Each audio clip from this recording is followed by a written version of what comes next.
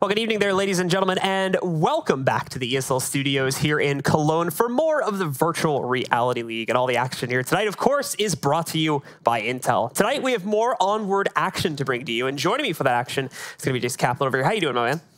Feeling good. Feeling good. Excited to get back into this. A little bit sad that we unfortunately only have one best of 3 today. Yeah. Because of some scheduling conflicts from the earlier match. But I'm excited to see what these two teams got, because it's going to be a battle of basically bottom of the table to mid-table. And with what's coming up later on throughout this month of August, it's going to be very important that every team gets a victory. Absolutely, and we're going to talk more about that right now, as we do have for you guys the qualification procedures that are going to be leading up to OC5 coming up very, very soon now. So you certainly want to get ready. We can go ahead over here to our website, though, and actually take a look at the procedure through which these guys are going to be trying to qualify for the main event. You can see it right here for yourself. For those teams that haven't already participated in the VR Master League, are going to have a chance to play in open qualifiers that will be taking place on August 11th to the 12th. But for those that have already played, as you can see down here at the bottom, Globochem has actually already qualified. Currently #1 ranked team in North American Eastern region, along with the victors of the first regional event, has earned them an early invitation towards Oculus Connect 5. In addition to that, VRML rankings 4 through 7 are going to earn themselves invites into the Invitational, which is going to be going on at our Leicester studio from September 1st to the 2nd. And for the rest of the teams, they'll be battling out through a series of qualifiers that start with the open qualifiers that I mentioned earlier, go into the round robin group, where teams 8 through 12 out of the VR Master League are going to be joining them. Along with going through that, they'll move into the semis, then the finals, and assuming they get that far, they'll qualify for the main event at Oculus Connect 5, where they'll have their chance to vie for a whole lot of money. Yeah, $60,000 on the line. And just to kind of reiterate for you guys, because we did mention the 4th through 7th ranked team, the VRML, will go through into Leicester for the UK last qualifier, basically. The 2nd and 3rd ranked teams, since Globochem's already #1, will be playing in those open qualifiers as like the final boss, as the last match of that group. So they have to win basically one match, and they're through into Oculus Connect. So obviously it's gonna be a lot more of an easier route for them. And ideally, the way this works out is you get the top 4 teams.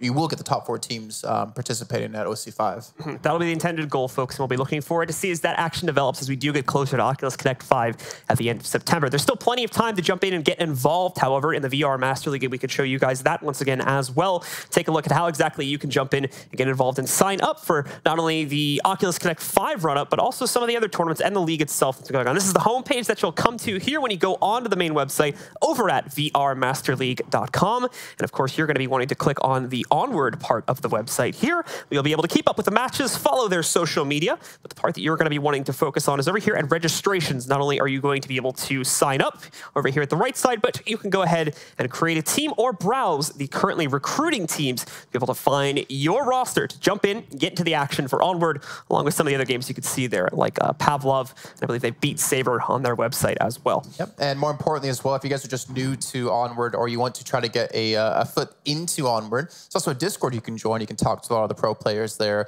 maybe arrange some scrims, maybe actually ask them some questions, more importantly, about how you do certain things in the game or how you play when you're doing these scrims with the 5-on-5 situations. So make sure you get yourself involved, make sure to get yourself in there and get a chance to actually learn a little bit more about the game, and maybe, just maybe, we'll be seeing you in the open qualifiers. Yeah, absolutely, guys. These VR communities are very open and welcoming, so do be sure to jump onto that Discord if you have any questions at all about the game and how to get involved with the competitive side. But that does now take us to our action for tonight, and it's going to be Onward once again. So let's talk a little bit about Onward and what exactly we can expect in tonight's games. Yeah, so how did we describe it last time? It's kind of a mix of a couple of shooters that you guys would all know and recognize from like traditional esports with like Arma and with like Counter-Strike. But it's in VR. It's a lot more difficult. It's a lot harder to actually play because it's a lot more physically demanding on you to be able to pull off a lot of the moves you have to do. You know, for instance, if you saw the Leicester show that was back in June, a lot of players are sitting there crouched the entire time. That puts a lot of strain on your legs. It helps, you know, obviously make you stronger, but it does make things a lot more difficult, especially when it comes down to aiming. Not only that, but unlike, I should say, your traditional video games, every action is physical, as you just saw there on the screen. In fact, that even includes things like reloading your guns. It all needs to be done manually with your hands, pulling the pins on grenades, taking magazines out of rifles, aiming down the scopes and things like that. It's all manual as it's done through VR, of course. So it's definitely a very fun and very interactive experience to jump into. And one of the things that we actually, I personally, I think we both talked about this the other show, was the whole radio system to be able to communicate with your teammates. Because, you know, unlike in, like, for instance, Counter-Strike, where you can just hit a button to talk to each other on your own team and the other team can't hear you. Other people can hear you if you talk in the game if they're close to you, or they can hear any radio transmissions being sent to you. So you have to be very careful about when to communicate, how quickly you do it. And we've even seen some teams adapt to like a kind of style of like tapping their radios so other players know that there's someone near that player without giving away any audio information. And that adds a lot of intensity to the game too, because you don't necessarily know if your teammates are still alive or not either. So you have that little wrinkle to work with too, where you could go off on your own to work on some kind of flank or something of that nature, and end up just not having any communication anymore. So now you think you're alone, but you could still have a teammate alive. So basically, you have to go into a round with a plan, and that could very easily fall apart if you're not being careful. And that's what the tablet's for. You have to kind of pull that out as well at the same time to be able to see where your teammates are. But the planning phase, actually, I really like that because it gives you the opportunity to sit down, well, stand, I guess in this case, and talk to your teammates and figure out how do we want to approach this round? How do we want to go about this one? You can even have like a little bit of a board you can draw on to say like, you do this, you do that. We've heard some teams when we luckily been able to actually hop into the game, discuss like, do you have flashbangs? Do you have nades? Do we have smokes? They actually hand each other, smoke grenades or grenades as well, because you can just carry one in your hand and one on your body to make these strategies work. Yeah, and we did see quite a bit of action just a few weeks ago when we had some of our other matches with the VR League. We could talk a bit about those before we get to tonight's action. And that started off with Boss Fight versus Lemon Squad in our European matchup that we had the other day. Yeah, and that was, I think it was basically a battle for second place, if I'm not mistaken. Both teams technically ranked second in that one. And it was a tough one, I'd say, for both those teams. We saw actually a lot of individual plays really shining through that one. Scorpio, in my head, on Bazaar, just rushing through the marketplace, getting 2 quick frags was fantastic. But this was definitely the harder fought game out of the 2 we did bring that other day. Yeah, if I remember correctly, this one ended up going 2-1. Granted, with our front-running team taking the first 2 maps, but we should mention that these series here in the VR Master League aren't your cut and dry normal best of 3 series. It's just 3 continuous maps that are played out, and the ending score is not 2-1 or 1-2 or even 2-0 or 3-0. It potentially just comes down to the amount of rounds won by each team across all 3 of those maps, and that totals up to a combined score at the end. Yeah, and more importantly, with the way that the VR ML actually works, it matters if you win in a very one-sided fashion, as well as losing in a one-sided fashion, because it bases everything off of MMR, your matchmaking rating. And the better you do, even if you do lose, the less MMR you will actually lose off of that match. And likewise, the better you do, the more MMR you will gain off of that. And that's how the standings are determined. And as we described earlier with OC5 around the corner and that $60,000 prize pool, MMR is going to matter a lot. Every little point that you can get to potentially get yourself into that top 7, to get yourself into the open qualifiers, or even into place 2nd or 3rd to avoid the qualifiers and just play that one match alone that you need to win to actually get through an OC5 is major. Basically, the further ahead you push yourselves in the leaderboards, now the easier of a path, we shall say, you'll have to qualify for Oculus Connect 5 when we get closer to the end of the month as we start indeed pushing these players towards the qualifiers. And in addition to that, we'll have some of our other lower ranked teams that are going to have their chance to qualify through the Leicester Invitational that'll be coming up at the beginning of September as well. We also had our second match going on in the North American region between Global Chem, the defending champions, and the current only invited team going to Oculus Connect 5, and they took on the Danglers, who, if I remember correctly, were sitting around 3rd or 4th place at the time of this match. Had a great name as well. We were very appreciative of that one. But we did get to see, as you're watching Arsenic here, how good Global Chem are and why they are the best team. The team who's won basically every season, who won the Invitational over in the UK back in June. And they deserved it. They just absolutely washed the floor with Danglers. However, when we got to the 3rd map, I think it was Cargo, that's when things got a little bit more dangerous for them, because they were very aggressive in their attack and their defense. And once Danglers caught on to this and actually held them back, Global Chem had to respect it. Like, all right, we have to slow things down. We can't just be aggressive and play no respect. We actually have to do some strategies. And it didn't really matter in the end because Global Chem did win, but we did see at least Danglers put up a good fight on that map. Yeah, definitely still got quite a few rounds up, which, as we mentioned before, is going to help with your MMR loss. And it comes to the end of that match, obviously, still overall ending up with a net loss, dropping all 3 of the maps. One going 4-0, and I think the other 2 ending up around 4-1 or 4-2 into the favor of Globo Chem, giving them quite the dominant victory. But Danglers, as you mentioned, still putting up a decent fight on that 3rd and final map there at the end. Yeah, now can we go and take a look at actually how all the results went down from those matches. It was a 2-1 for Boss Fight in that first match versus Lemon Squad. And of course, Global Chem with a quick and easy 3-0 against Danglers. So well, the thing is, they're already solidified through to go through to OC5, but they also make it even harder for any other team to catch up to them to potentially take away that position and mess with all of our weird long path it takes to get into OC5 with how we described it earlier on. But yeah, Dangler's being put further behind. I think they're still going to maintain the top 7 position, but they still have to go through those open qualifiers either way. Well, that does bring us to our match that we're going to have tonight. Like we said before, folks, only one, unfortunately, due to some scheduling conflicts, but it should be a pretty interesting one as we have some new blood stepping up to the table. It's a European region match, and it is going to be Pack 1 going up against the Vikings. Yeah, so both these teams, well, at least Pack 1, I guess, like I said, the new blood, the newer team in this one, basically sitting, I think, number 11, if I'm not mistaken, but they are 1-0, to keep that in mind, and they did win 12-4 in their match. And the match they played against Big Red 1's kind of important just due to the fact that their opponents, the Vikings, have played Big Red 1 as well, and they actually lost to them. So it kind of, if you kind of use the translocator property, with A beating B and B beating, what is it? It would be, I think in this situation, B squared. A beating B and B beating C and C. Wait, just go with it. A beating B and B just keep it rolling. C means A should beat C. Math was hard. That's not even math. I still don't even fully understand. I get what you were trying to say. Because Pack 1 beat Big Red 1 and Vikings lost to Big Red 1, you can assume that Pack 1 should be able to beat Vikings. There you go. And the thing is, the Vikings, it was actually a tough match too. It was 10-8 they lost in that one, unfortunately. But that's quite a big difference, though. Losing 10-8 and then for Pack 1 winning 12-4, like that really kind of shows the difference in skill potentially between these two teams. Vikings overall have had a bit of a tumultuous season. 2-3 currently is their record, managing to lose quite handily against the beginners, which that's somewhat expected because they're currently holding #1 seed in the region, but also managing to drop a couple of games to the French Onward Union, along with, as you said before, Big Red 1 as well, with the 2 games that they took losses on. Managed to win at least versus Family Frag, along with the Spanish Bull Union, only by 1 point in that game, but at least managed to take 2 wins there. However, besides that, it has been all losses for them so far. So they're looking to recover, trying to take down this new team in the form of Pack 1. But as you said, they've come onto the scene hot, so they are going to be looking to try and take another win tonight to push them further and further into the rankings. And if they do win this match, if I was reading the website correctly, I believe this will actually get them their full rating and hopefully help to establish a position on the leaderboards for them. Yeah, I mean, considering, again, we have to keep very aware of the dates coming up because August 5th, which is in 2 days on Sunday. Yep. Yes. Just making sure. On the 5th is the cutoff day for points. So this is a big match for Pack 1. They need to win this one to solidify their position and potentially sneak through to 4th through 7th place. I don't know if they can really do that, but luckily for them, there still is the ability for them to challenge other teams during this period.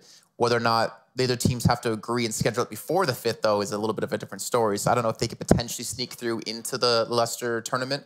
But either way, this is a big opportunity for them to show what they've got and get themselves ready for the open qualifiers if they have to go that route. And we have at least 2 more games coming up on Sunday that is going to change up the rankings as well. Granted, those will be in separate regions, but I assume at least one of those will be in Europe, and that could help to kind of shake things up for them a little bit as well. Yeah, actually, we do have those. Actually, I had the matches. They're in the email. Yeah. Fortunately, I didn't write them down for this because I was focused on today's games. But we'll get to that, obviously, when we do on Sunday. But this should be an exciting day. This should be exciting games. Again, playing all 3 maps. The first one I was told is going to be Downfall as well. And I was looking over if they played this map and actually, again, the translocator property, whatever the hell you want to call this, Vikings did actually win Downfall 4-3. Excellent. Wait. Is that right? Yes? Okay. They did win Downfall. Double check that. I just had to make sure. I wrote my numbers down in a really odd position. It made no sense. But yeah, they did win that map. So at least they have that victory under their belt. But it's still going to be a tough game because Pack 1 can just completely surprise them. Not a lot of tape on the team. The only matches, even looking through when they did play against Big Red 1, there was no casters in that one. So there was no VODs for it. So you have to wonder, have they played against them before? Have they scrimmed them? We're going to find out. Yeah, I guess we are, as the game is starting now, ladies and gentlemen. So it is time to jump in. Once again, the Vikings going against the new blood in the form of Pack 1, looking to claim a spot on the leaderboards here. A little bit late in the season, but they're jumping in, and they're jumping in at just the right time as OC5 is right around the corner. So let's get into it. As we can see, very open map here. A lot of open territory for any offensive team to get caught out in this area. It's unlike some of our more close-quartered and, I'll say, busier maps that we've had before, and the uplink as well, spawning on the back foot position there towards the middle left side of the map, or bottom left side, I should say. Well, let's see. Starting off the bat, again, 6-minute rounds. You can look at Sleepy sitting in this little hut and actually potentially has the action of all 5 men looking at him. He has to be very careful. Actually, the thing is, we didn't even talk about this necessarily, but Blue, do you have any, potential favorites in this matchup, or are you going with what I'm going with, Pack 1? I think I'm going to go with what you're going with, Pack 1, based off of the previous match's results, basically based on the transitive property, as you said. That's our best indicator to roll with. Translocative property? Yeah. I was trying to figure out if you were trying to like say something else, or I think that's an Overwatch term for one of the characters, one of the heroes. But either way, you can see Enoch supporting his teammate here. Going to be playing things relatively slow. You see the uplink on that southwest side of the map, as he did point out. Fun guy here. Just keep an eye on our aggressive player from Pack 1, though, because he's going to be very, very important. Not only just to get any early potential kills, but also info, too, because it's not easy, from what I've seen of this game, to necessarily like change up your strategy in the middle of the round. So considering that, if this player that's like almost directly in the middle of the map right now manages to find himself a pick earlier on, or just manages to spot the push that's happening from the west side of the map, then he's going to be able to give his team a massive advantage to play off of here. Thing is, like, you can be kind of happy if you're Pack 1 because you can sit inside these buildings, but it's always like a double-edged sword, right? The fact that you can have the protection and you can sit here sneakily and quiet helps. The downside is peeking out of those windows, with the environmental advantage you have, can be very dangerous because you're locked into this one area, which makes it very easy to hit shots. Already you can see some shots being thrown over here in the direction of Vikings. He's going to be crossing this path, but he makes it through safely. That's going to allow him into a safe quarter to play off of, at least for right now. Oh, as he takes it, though, he's going to lose, I believe. Yeah, one of his teammates looks like he gets caught off by that aggressive player, in fact. Gets caught off by him. That's Sleepy P over here. He's going to be able to pick one of them off. Now, all of a sudden, this is the problem for Sleepy P, is all attention is going to be set in his direction here. I mean, that's can be a good or bad thing. Again, depending on the situation, if his teammates can capitalize off of that, it's going to be huge. Look at Sleepy P, just going to be sitting in the doorway as well, looking for anyone potentially crossover in his line of sight. We'll eventually go back here. 3 minutes left to go, and Vikings are already down a player. You can see that the plan they did have is just, it's not working at the moment. The player all the way very north, kind of sitting by himself, just trying to watch over the rest of his teammates, is not really going to have I would assume, an easy shot on any player that he's up against. Now, and Sleepy P's has got this angle held down tight as well. Since they've kind of gone into the building and taking cover, the only thing that's going to catch them off guard is if they try to go for this left side window peek or something like that. But besides that, Sleepy's got them on lock right now, especially since he has a high ground advantage too. So he could pretty easily just jump down to the ground and get himself out of a tough position there if he comes under fire. Just look at the, oh, that's going to be another one coming through. Another frag as well done by Pack 1. But look at the way the arrows are looking on the mini-map as well. They're kind of watching on the same locations, knowing where they're coming from. Spoilty is going to be all by himself now, and his last two teammates will actually be on the other part of the map trying to push in together. But speaking of pushing, they've been playing very slow considering they're the ones attacking in this phase. Trying to see, I'm pretty sure they would have gone for like marksman setups if they were going to be sitting this far back. And that does look like it is indeed the case as I try to get a quick lock on their weapons here. But once again, Sleepy P, as you can see, is continuing to hold inside of this room. Gets a spot onto another player too. Has him pinned down behind these destroyed cars right now. And that's once again just going to restrict the movement. But how are you going to thread a needle with a grenade inside a window of that size? Like, you have to be some, like, Steve Young kind of player here. I don't want to say the other one from the Patriots because, you know, I don't think anything can be deflated in this game.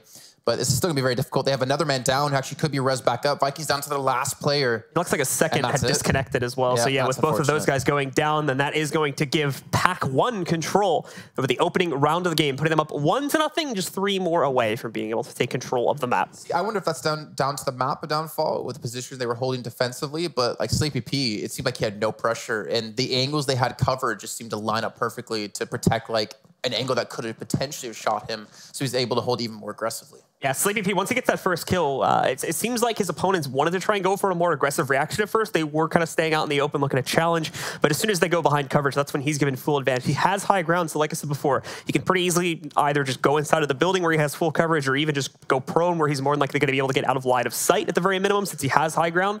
And in addition to that, like I said, there was only that group of 3 players. It wasn't the entire team grouped up, and the other 2 were still way in the back of the map. I don't think they even had sights on him because of the position that he was holding there. So Sleepy P just took the ultimate advantage over the Vikings, gave them pretty much no chance to get past him unless they were able to force the issue and kill him. And by the way, for people maybe wondering in chat, we are aware of there was no in-game audio there. We actually fixed that really quickly while we do have this time between the first round and the second. But Pack 1, like, again, we don't know a lot about them. There's not a lot of tape on them. There's no tape on them, actually. Only what the players have been able to see in scrims, but they look damn good. They didn't lose a single person. That was a super clean sweep in the first round. And I'm actually excited to see what they can do later on. Obviously, I want to see them challenge like the higher tier of teams, potentially higher in the rankings. But when we get into the open qualifiers, I'm actually really curious to see how they do. More importantly, it gave their opponents pretty much zero map control as well, which from what I've noticed has been incredibly important in these matches. We didn't see any well. smokes either. Actually, just no nades in general. Yeah, I mean, which you like the grenades are hard to throw that distance, but like they didn't use smokes to transition. You saw Spoilty just run across, and he actually had a couple of shots thrown in his direction. But yeah, there's like, I don't know, maybe they kind of underestimated Pact 1 there and underestimated like their aim because they just got shot down. The other problem as well is they were still pretty far away from where the uplink's position was. Oh, yeah. So I feel like they were probably saving it until they got closer to an uplink so they could use it to make like a final push to get close enough to send the uplink code. See, thing is like in multiple, okay, so this is actually a good discussion point with you. Because we both have done like a ton of FPS games in our casting career. I've always been one that gets like really frustrated seeing players not use all of their utility when they can. Like for instance, I was casting a lot of Quake recently and seeing players die without using their abilities. So in the game, you have like an active ability you can use. Like for instance, maybe just say a grenade or a smoke. Dying without using that always tilts me because it means you didn't throw everything you had into winning potentially that fight. And I can understand like the whole mental realization of, okay, I need to say this for my next play, like down the line. But if you die at point A, you're never going to get to throw your smoke or use your ability or whatever at point C.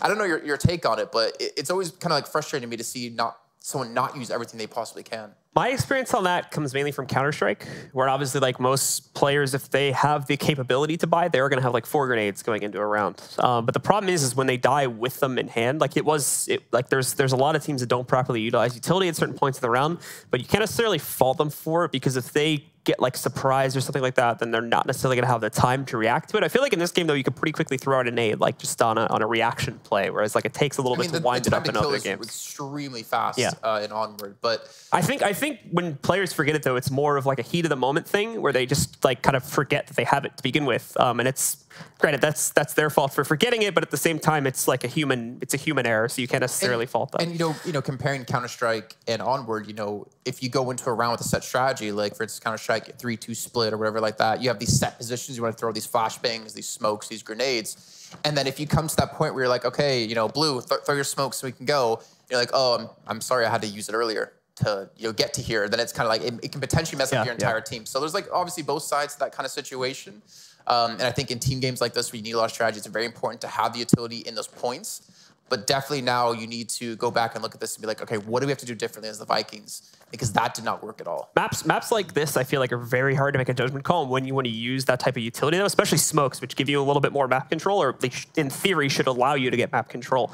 Because the map is just so wide open, you know you're going to have to go for like 2 or 3 major crossouts into the open before you even get close to the uplink. So they're probably really tempted, like I was saying before, just try and save it until they're relatively close to use it. And there's even like the whole feeling out your opponent kind of phase too. Again, with Pac 1 being relatively unknown, at least to us and to the VR Master League, maybe there's an opportunity to see like, you know, okay, these guys can aim. We should be a little more respectful of that. You know, we should like think a little bit more ahead now and see how they can adapt from round to round basis. Well, they are going to have to go on offense next year, so we'll have to see if they're going to be able to bring just as much strength. This now becomes the hard part for them, is can they replicate that success from the other perspective, basically, or are they going to run into the same issues where they're able to push so far just off of the free ground they're given off spawn and then get trapped by 1 or 2 players again? That became the ultimate issue there for the Vikings, was not being able to make it past Sleepy P's position that he took aggressively in that small house. Now, if we don't see anything like that again, then I would immediately imagine that that they're going to be able to get way more map control right off the bat on offense. Actually, no, so Vikings get to defend this time. Yeah, because it switches every round. Yeah. But unfortunately, what we're going to have to do is we have to wait for that moment because we're having, I think, some technical issues. I don't know if that's on our side or on some players' sides, but we do have to head to a short break, guys. We do apologize for this. But when we come back, we'll be into our second round here of Downfall.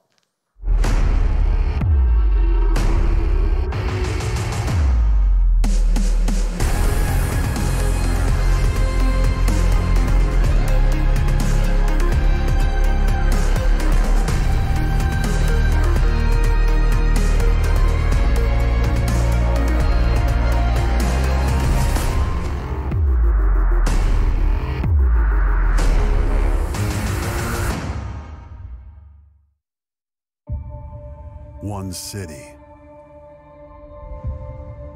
one stage,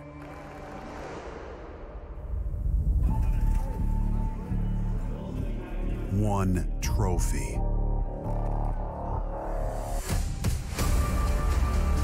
one champion. to find Fallen. One moment. ESL 1, New York, 2018. Try box. Stairs. Nothing great ever happened without a witness. Oh, you guys saw that? With the power to capture comes the need to share. Check this. Followed by the eyeballs and loud mouths chomping at the bit. That was nuts. The fate of the game rests in your hands. Check this out. No. Oh my God. Leave nothing to chance. Game, record, and stream without compromise. Only on Intel Core i7.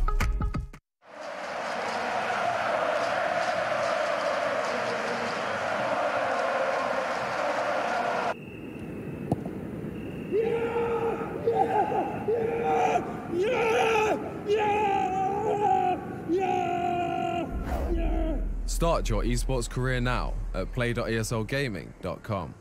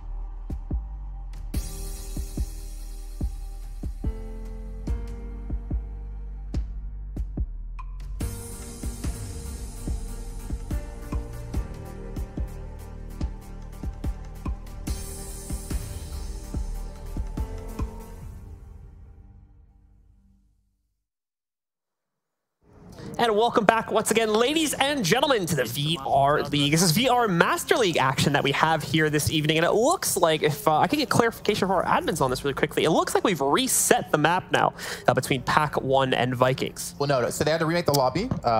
It is actually 1-0 for Pack 1. So we're just continuing on ignoring. Yeah. Okay, gotcha. I just want a clarification on that. Yeah, it's all good. We had the uplink towards the southwest side again, of course. If you missed the first round, Pack 1 took that in a very easy fashion, taking on all 5 enemy players from the Vikings without losing a single person themselves. But now we're going to see with them attacking how they can go about this, or more importantly for Vikings, how they can defend, because that first round was just so one-sided that it left us a lot to be wondered of what they can do here into this next round. It's going to be relatively grouped up here at the start here, as we are going to see Pack 1 making themselves... well, they split up 2 now that we can actually see the player icons here. Just noticed that now. It looked like they were in one big group before, but they have taken a little bit more of a split. They're avoiding the middle entirely, however, whereas it seemed like previously the Vikings wanted to play with it a little bit. Not the case this time.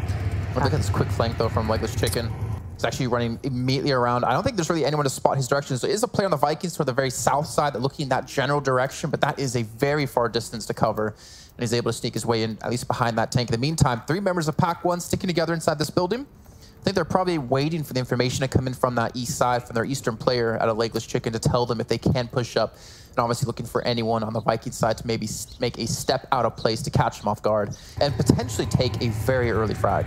Right now, nothing being caught, as you said before. Legless Chicken just kind of holding the flank, currently trying to make sure that there's no other aggressive pushes made by the Vikings. Basically, out of what we saw from Pack 1 in the previous round from Sleepy when he made the push way up to the middle house and held that ground for pretty much the entire round. Basically, just want to make sure nothing like that is happening again. Their tag is like throwing me off because it's like so great for him. It's like Sleepy P. Yeah, that's what I thought it was too. And now that I've seen the other names, I feel like a fool in the last round. But it's such a good name for him though. He should stick with it. Yeah, it doesn't work for anyone else though. Irish Wolf P. No, it doesn't. No, yeah. Moxham 92P. If it was like 920p, there you go. That would be something. But in the meantime, Pack 1 still 3 players sticking together. The person, Legless Chick on the right-hand side, has actually pushed very, very far around the map. And there's actually no one, the thing is, there's no one looking where he is either. The player that was on that south side for Vikings, whoever that is not actually spotted him out and not really even looking in the direction of him. So he's going to have some very good information. They've committed this first 2.5 minutes of time just to get Legless Chicken here. So if he gets caught or does not provide the information that the team needs, then that might be very, very bad for Pack 1. I'm a bit worried about his actual effectiveness if he has to shoot at anyone, though, is going to be the problem. Because if I got a good look onto his character model properly, it looks like he only had ACOG, or not ACOG, excuse me. It looked like he only had like a hollow sight on his gun compared to like an extended sight or something like that, or an ACOG. So that is going to limit his aiming capabilities at range, I fear, if he actually has to get into a firefight. You can see him. You can see him way in the back there on the left side of the screen. He's the one way up in the mountains right now. But this is still a massive position if he actually gets to use it properly. Okay, so I think it's Jamie is the one that's actually looking off towards direction. But I don't think it's why you can see him on the map or on the actual hillside, Legless Chicken. Or you could previously. It's not looking that way though. Look at Jamie. I mean, he has potential vision for it, but that hill provides so much cover that it's still going to be very difficult to spot him out. Trick is not even on the map anymore. I feel like it's a game of PUBG at the moment, like with just using these hills and like never being seen. Like, look, he's been very cautious about pushing. As we can see here, he would not be spotted crossing. But all this time being invested, it's a very smart move. Clearly, they actually thought about the strategy and have implemented it before. And if it works, it's going to work flawlessly. If he can get that first pick or just some sort of information for his team. Basically, they can turn this into a very quick kind of snapjaw assault onto the site with this player way in the back. That's Legless Chicken himself being the one to close it. Just try to finish off anyone on the backside. But finally, a bit of a firefight going to start. It's Sleepy that ends up on the losing end of it as he's going to end up going down low. Not fully knocked out yet, but in this open position, I highly doubt we're going to see a res come in from any of his teammates. Maybe get him with a smoke, but even then you can see that Mantis there is actually able to spot him out. Poor Sleepy P. Pulling out for my homies later on today. The Legless Chicken. Again, he's got the information or the potential to get the information, but he doesn't have the line of sight. He doesn't have the angle he needs to take down Jamie. But look at this. Me sideways is actually pushed up. They know he's in this house, I feel like. They're putting so much pressure on locking that position down, so there has to be some kind of indication. But another firefight, or at least some distracting fire breaking out over here back in the main courtyard. This is really the last cross, maybe one more building cross they have to go through before they manage to work themselves into a position to at least get close enough to the uplink to send the code. So it's just about knocking out this main group here of Vikings, and then they'll be good. Well, they got the guy. They got There Jamie. we go. That's going to be Jamie in the main house going down. That's finally Legless Chicken completing the master flank on the way in now to just box in the remaining 4 players and try to take them out as quickly as possible. So going to be tough because they only have 3. One man is down. I believe Sleepy P has been finished off, I want to guess. Oh, he's still up. Oh, He's finally just been taken down now, but that wasn't before he managed to pick up another kill. The lone player from the Vikings that was split into the left house here has gone down before Sleepy P finally picks up the trade. The problem is, though, Pac-1 are losing their players too quickly now due to the 3-man setup in the main house here, set up by the Vikings. And it's all come down to one. Moxham going to have to look to the 1v3 clutch. It's a brave push in as well. He's got to be very careful. He actually does get a down onto one member of the Vikings, who's going to allow us some time to push up here, but 30 seconds left to go. He's got to pick up the pace here. He's got to quickly get over, as I think... Actually, they haven't gone for the res on him yet. They haven't picked him back up. It's likely we could see it, though. It's just about if they have their syringe or not, because remember, there was some firefights before. There's a possibility that he... Oh, Enoch coming in from the side. This could be the conclusion right here. Enoch just sitting right on the tap it uplink. out. He has to tap it. Oh, he doesn't spot him. He's going for the res. Moxham, can he pull this off with the 2 players right next to him and even the 3rd in the window? Enoch, he's actually... No! Oh, my Lord. He snuck up on him like a sneaky snake, and he gets the win for the round for Pac-1. That should never have happened. But if he didn't get that knock in the window, then I don't think he was able to pull that off. What a great play, though. Just sneaks right up towards the edge of the building, gets himself close enough to send the uplink code, and well, does just that. And it was in a 1v, I want to say 1v3 or 1v4 situation. 1v3, and he got a knock. Managed to knock one down into incapacitated state, and from there, just snuck right up to that main house. And that's the unfortunate side of Viking strat there. They lost everyone that wasn't inside of that building, so their perspective came down to a very, very limited POV. Great slam dunk at the end there as well, just to make sure to lock that round in. Sorry, if you guys don't watch the VRL, you won't understand that reference, as we've done some Echo Arena. But yeah, the slam dunk worked off. It was a great alley-oop to himself from half court and locked that one down. Listen, I don't watch basketball, okay? I learned that very quickly when we did Echo Arena. I don't think I've ever watched like a full like NBA game. Have you ever played a sport Yes. that's not like Ultimate Frisbee? Played what's the hockey you play? Street hockey? No, I played Ice hockey? rollerblade hockey. Basically. Yeah, like street hockey. Yeah, but no, like it was like in like actual like skating rinks. But it was just on rollerblades. It's like inline or something. Yeah, like inline hockey or something like that. I played that. Okay, I can respect that. Yeah, and then I ran a cross country in high school. Okay, cool stuff. Cool stuff.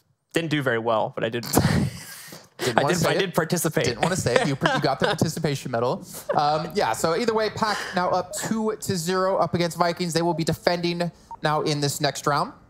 And we'll see where the uplink will be placed here on the map. On Downfall, it's our only first map here of the series, as we still have Subway to come up second, and not sure exactly what the 3rd map will be just yet. And for anyone that did join us relatively recently and is confused, as we mentioned at the beginning of the last round, this is a continued map. We had to reset it before, so it looks like it just took the scoreboard a little bit of time to update, and we now have Pac-1 at their correct score of 2-0 over the Vikings. So they are 2 away from controlling this map. I've always wondered, looking at player names, by the way, how they come up with those aliases. Like, Legless Chicken. Like... I bet there's a good story behind that one. Maybe? Mine's like really boring. Mine was like, I did like a name generator in an MMO and then just deleted everything else except for blue, and then just deleted the E because it was like 14. I was like, this is edgy. It is edgy, yeah. We actually hear a lot of firefighting going off the bat here. Vikings trying to attack as the uplink is in. The panic comms are coming out too to try and get people out of the open. I think it was just saying move. I actually got my alias, my old alias, from my favorite color. So I named myself originally Silver Saiyan because I love Dragon Ball Z. Oh. Actually, before that, it was like a Gundam character, and then Silver Saiyan, and then I went to Silver, and then I went to Revless, which is Silver backwards, because that's super edgy. And then we won't talk about my alias after that. And then I became just Jason Kaplan, just my name. Though Pac-1 on the defense again have been able to already take down a player from the Vikings within the last 20 seconds, and now a second as well.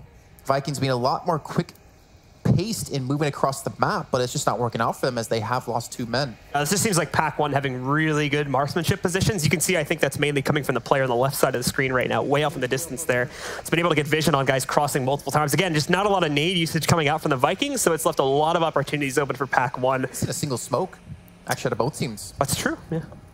So interesting decision by them to not do that. Again, we were wondering if the Vikings are going to have the opportunity to change their plan of attack into their second attacking phase. And as we've seen so far, it seems like not much has been changed in that time we did have with the technical difficulties. Just trying to hear what they're saying. I think they said we have a friendly up there.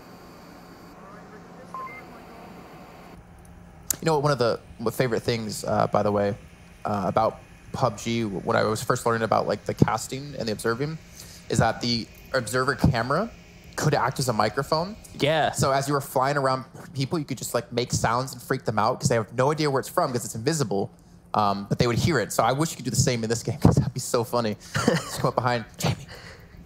just freak them out. That could be like a charity event you can think of, where like you donate enough money and you get to like send a message to a player or something like that. Like, yeah. Do like some fundraising goals. Yeah.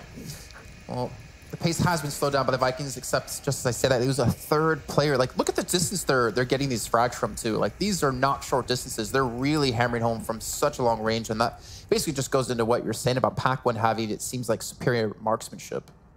Not only that, just positioning too, so that Vikings like don't get any chance to respond. Granted, I think this one's more Vikings' own misplays rather than Pac-1's own successes. Where, as you can see, Vikings have just been so split up. It seems like they had this main group, but then they started losing players, which caused a lot of panic, and guys basically forced them to go for the nearest cover that they could find. And now, since they were brought down to 3, obviously all 3 of those guys were playing from different positions at the beginning of the round, so that made it even more difficult to kind of regroup. And obviously, at 2v5, it's now a near impossible task. I doubt they would even want to regroup at this point due to how easy it would be to shut them down in a singular group. So they've just got to try to work something solo. Even that obviously is going to prove relatively difficult. They do find themselves in a little bit of a long-range firefight, but once again, it's that 3-man setup inside of the main house by the uplink that's proven so hard to get through, so hard at least until now, where Spoilty does manage to pick one off from range.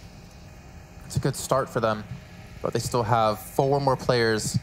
They're in a 2-on-4, now Spoilty is basically given to his position, and he's going to lose out on his teammate too. Pac-1 taking up another frag, and now it's Spoilty all alone against 4. You saw what could be done in the last round, and well, he won't have a chance here, unfortunately. As he painfully dies on the ground. That was actually his voice, something. Yeah, was it? Oh, yeah. No, that was. It's a role-playing game as well. But that's Pac-1 taking a 3rd round now.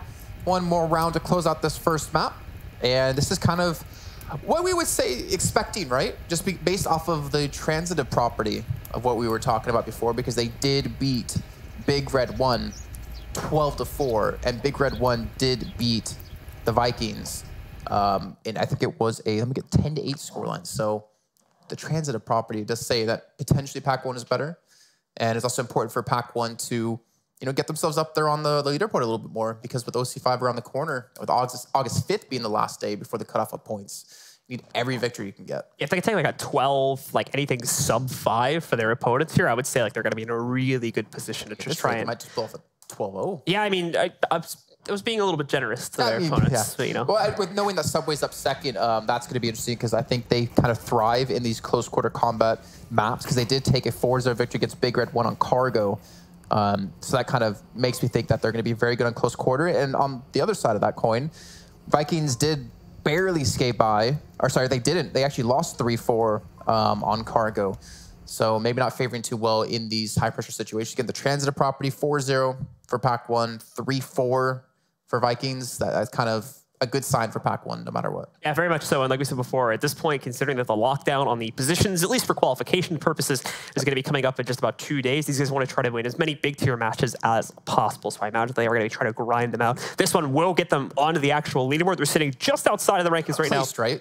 So they are, placed. Let me double check this. Really they're placed like 11th, but their rank isn't determined yet until they play like one more match, which I think is this one. So they are on the leaderboard because they've played a game, but they don't have a rating yet. So that's kept them at the bottom of the leaderboard because of that fact. So when I don't know if they have to win this one or if they just have to play it, but I think it's top 11, right? Let me just slide on over to your screen. So they're bottom right now, and I think but they're top 11, and top 11 does mean you get through into the open qualifier at least. Yeah. And if they can somehow jump to 7th to 4th place, they'll actually get through into Leicester, the UK for an invitational The winner of that one will take the last spot going to OC5. Yeah, very much so. But like I said before, if they do take this match, I'm pretty sure that does give them an actual rating. And if it's as dominant as their other matches looked as well, then that could push them up a couple places and into a later stage of those qualifiers. The thing is, like, I feel like the teams who are 4th through 7th, like, don't want to play another match after this one because they want to hold their position into the 5th, even though they potentially have to play another one then.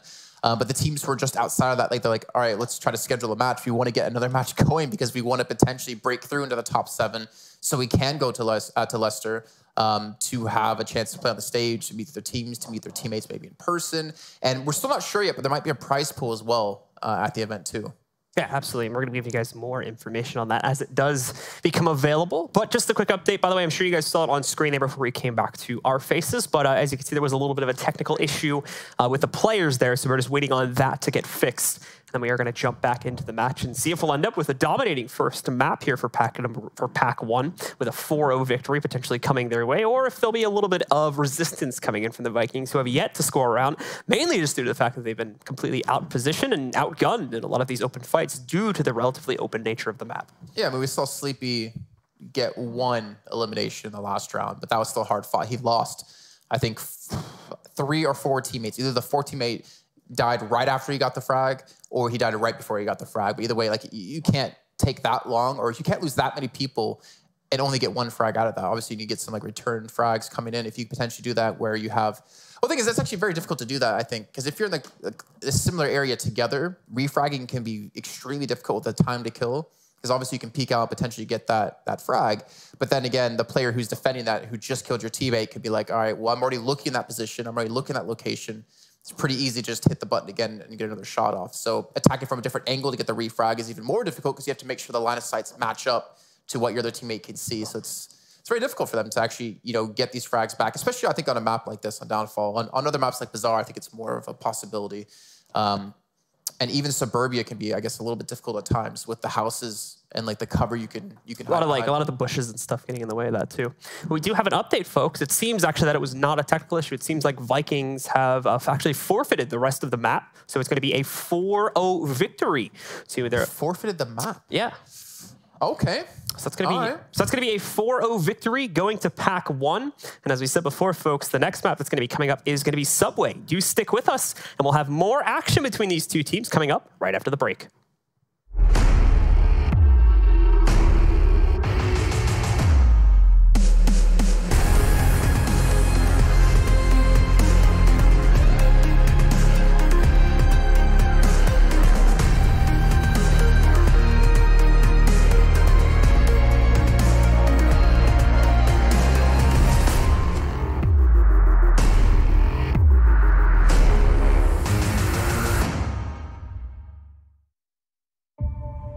One city,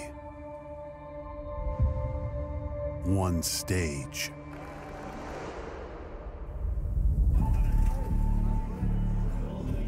one trophy, one champion. And another kill to find Fallen. One moment. ESL 1 New York 2018. Try box. Stairs. Nothing great ever happened without a witness. Oh, you guys saw that? With the power to capture comes the need to share. Check this. Followed by the eyeballs and loud mouths chomping at the bit. That was nuts. The fate of the game rests in your hands. Check this out. No. Oh my God. Leave nothing to chance. Game, record, and stream without compromise. Only on Intel Core i7.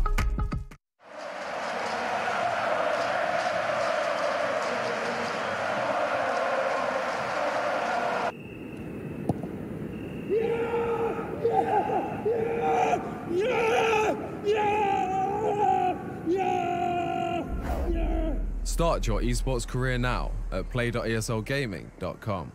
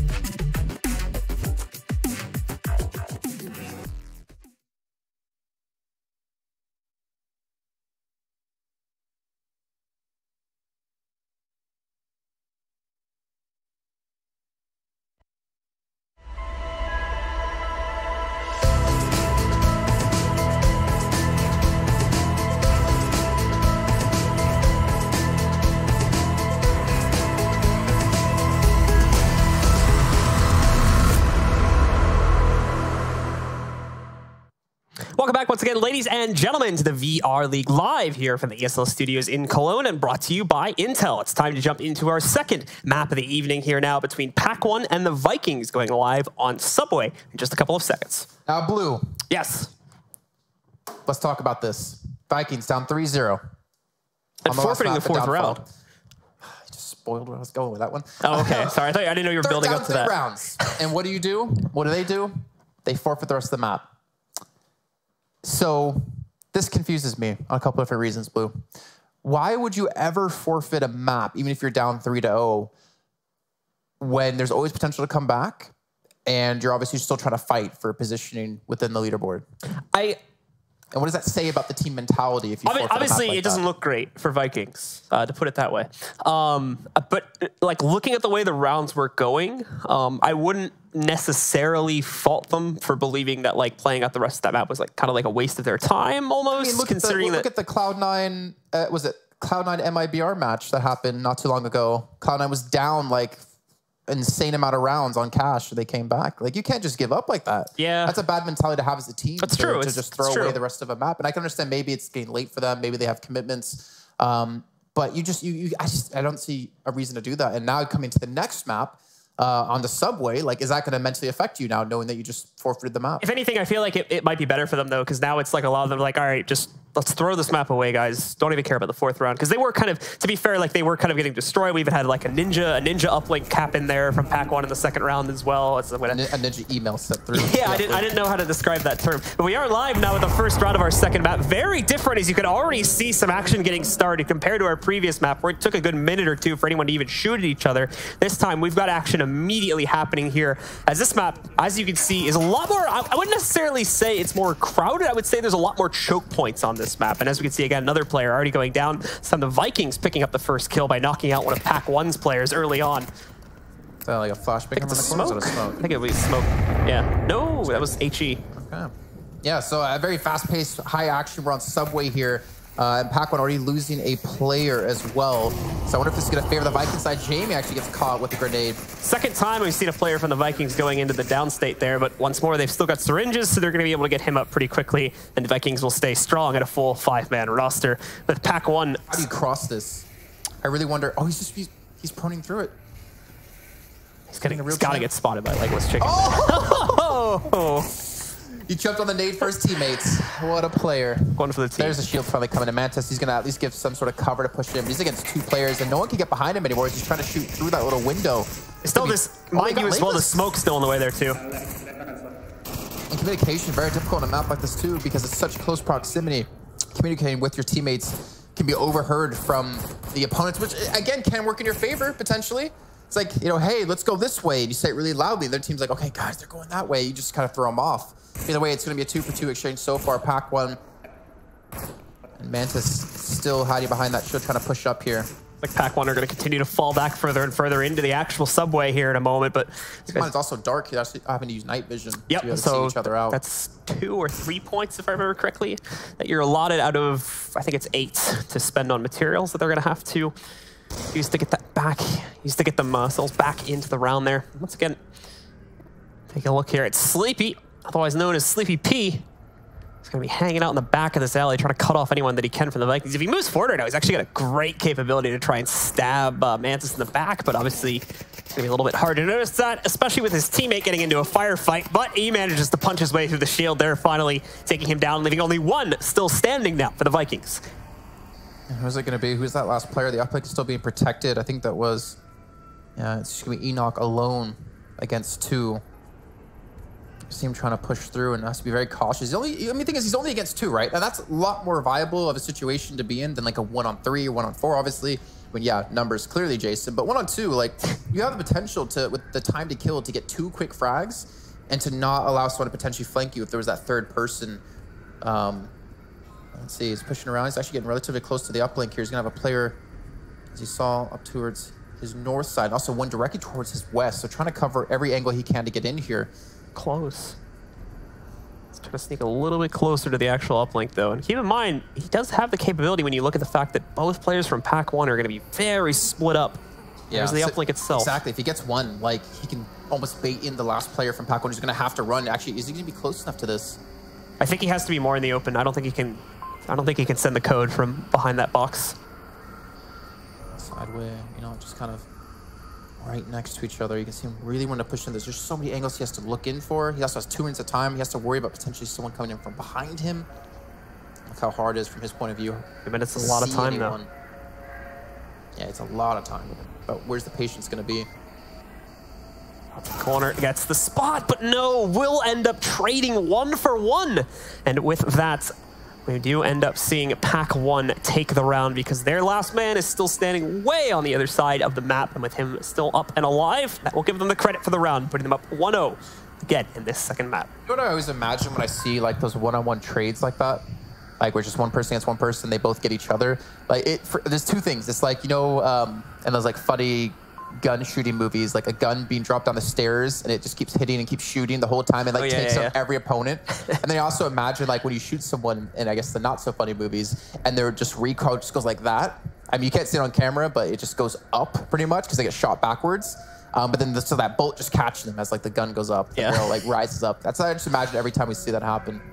And again, guys, this opening round here gives you a very nice perspective, especially if you're watching and you don't necessarily play Onward or are relatively new to VR in general. This gives you a good perspective in Onward anyway of the diversity of play styles that you're going to see in the competitive environment of this game. That last map was very slow, very played out because of how open the map was and how easy it was to spot people from long distances. Quite obviously, that's not going to be the same thing on this map. That's essentially just like at the top level is obviously just an amalgamation of side streets. But there's also the actual subway itself, which is a little bit different because it's a very well-lit room. So this map is a little bit trickier sometimes to play because of that. Now we're just into the planning phase now. I should be hopping into the second round.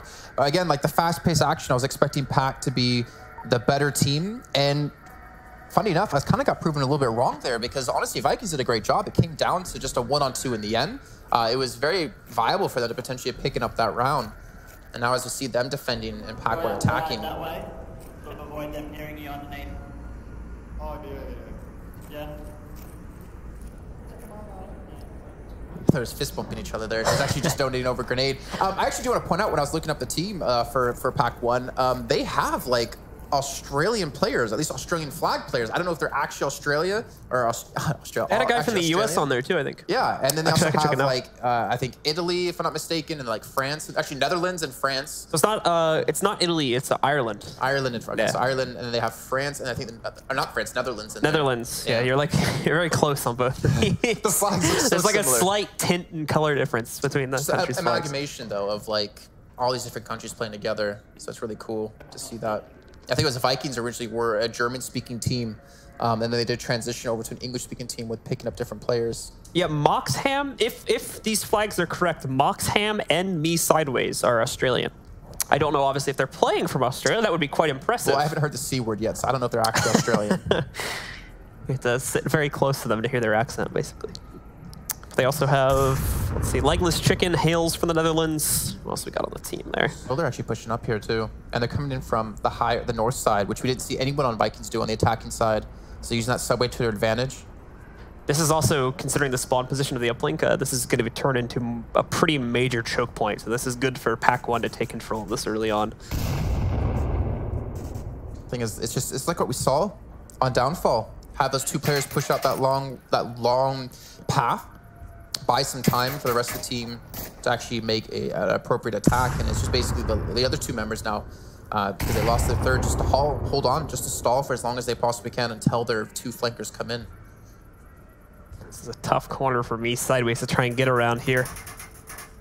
Vikings have a very tough lock on this. However, it seems like Jamie's going to get a bit impatient. He'll run right up. Me Sideways was ready to take the fight. Doesn't end up doing the necessary damage, though, and the aggressive push coming in from Vikings will work out, getting them an additional kill to make up for the 1-for-1 trade they had before, and it will give them a now 4v2 advantage, assuming they can knock out that third guy from Pack 1 that's just gone down. I don't think we're going to see anyone from Pack 1 to get over to actually res him, so I don't think there's a real chance to be a 3-on-4, but then again, Legless Chicken, actually with Jamie pushing up like that, I think he just got the information that, hey, the other two must be flanking. You're starting to see people turn around, look towards that north-hand side. He's flanking to the subway himself, trying to get really aggressive, and the time window that Pack 1 had to use is just dwindling away as Legless Chicken, well, he's going to be a heartless chicken, breathless chicken, Headless. and headless, as he does get picked off. And now it's just Sleepy P all alone against 4. Sleepy P, he's got a man flanking. At least the best sounding name we have so far here in the server with the team tag attached to it. Now he has to clutch, as we've seen again in the past from another member of Pack 1. They were already able to sneak off an uplink send before. They're going to have to attempt to do it once more. Unfortunately, Sleepy's making way too much noise down here. So I fear that the sneaky uplink is going to be very hard to accomplish, and even harder considering that there's now a flank coming in. Yeah, he knew his hand was being forced there and does eventually push out into the up where he will knock one down, but will be unable to pick up the kill. And with that, the Vikings take an immediate response and now tie us up at 1-1. Okay, so Vikings, I mean, that was basically all on Jamie, I felt like, with his aggressive push, and that could have gone really sideways for him if he didn't get that elimination, that frag, as we saw him push out towards that south side. So like with him getting that, then flanking around, getting the information to his team was massive. So guys, the third round will be starting in just a moment as we have our players in the planning phase our now. Contractually obligated time on camera now. Yeah. So yeah, in our contracts actually we have to be on camera for at least 30% of the show. Please go to the solo cam when he does this. Go ahead. How do you do this? It's this way, yeah. Framing your face. Here we go. Hey. Can we get a nice zoom in on that? What's up? Oh, they're going to zoom in. Oh, yep. Just not going to move. I'm trying to make sure it's right, too. Announcement photo. Oh, we got to expand it a bit then for that. There we go. Go right in on the fingers. Okay, that's enough. This is what we do during rehearsals, actually, when we get bored. We just like to do zoom-ins and test our cameramen. Actually, when I did walk in, I know who was on camera at that time. It was Timo. He kept trying to like zoom in on my face. I kept trying to, like dance around him. Did juke him, I think. Yeah, because he's not very good at games, so clearly he's not good at getting the camera on me. But yeah, so that was the second round. That's Vikings tying things up at 1 apiece, but it's still technically 1-0 in maps over to Pack 1 as they won 4-0 in the first one on Downfall. And we're back in on Subway. Should be Vikings back on the attack and Pack 1 on the defense. See how it pans out as now we do with the uplink downstairs. Bit of a different position for these guys to play off of in the actual Subway. Still pretty... Oh, sorry. I wanted to hear what they were saying. Don't rush it. We got 6 minutes. That was the German. I could hear the German accent on that one. I love advice like that. It seems like it's like Well, that's obvious, yeah. But still, you get to remind your teammates of that sometimes. That's the Irish guy, I think. Or the Australian. I love hearing their comms, actually. I think it's really cool that we can kind of hear the spectators as well, just to kind of see what their plan is. Actually, I think if we could see like the planning phase as well, and listening on the planning phases, that'd be really cool as like an intermediate time in between rounds. In the tent. Uh-oh. Irish Wolf, hello. I think he got shot in the kneecap there, but he's able to run away somehow. But look at this push coming in. Fungi here. He's got to be careful going down the steps because the shield doesn't necessarily cover his entire body there. Looks like he's made it down all right. They're ready for it. Oh, that didn't go where he wanted. Oh, it did nade. Just not the person we thought. Was that his though, or was that someone else? I thought that was someone else. And they do get the finish on him. They get the double tap, rule number 4. Oh, and then the counter nade comes in. Double, actually, I believe, on that one. Both of them aren't down yet, but look at Pack 1. They've already pushed up. They know they're going to be able to secure it. They've already gotten one of those 2 players up. The other one. Oh, the nade. Where'd it go? Did it go out far enough? Did they realize it is the other question? No, and they did not. They get tied up like a bunch of ragdolls there, and that's going to be a massive advantage going over to Pack 1. Just turning this choke point into the gauntlet over here. No one from either side is able to get through.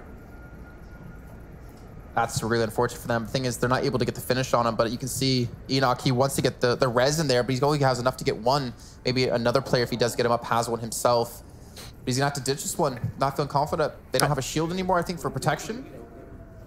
At the same time, Pack 1 also doesn't want to push out to secure those kills because they know that there's going to be... They don't need to be aggressive. They don't need to put themselves in a position to get shot when they are forcing Vikings to be the one to make the move. Sorry if that's what you're going to... I know that's exactly what you're going to say, but I just, again, contractually obligated time to talk as well as would be on camera.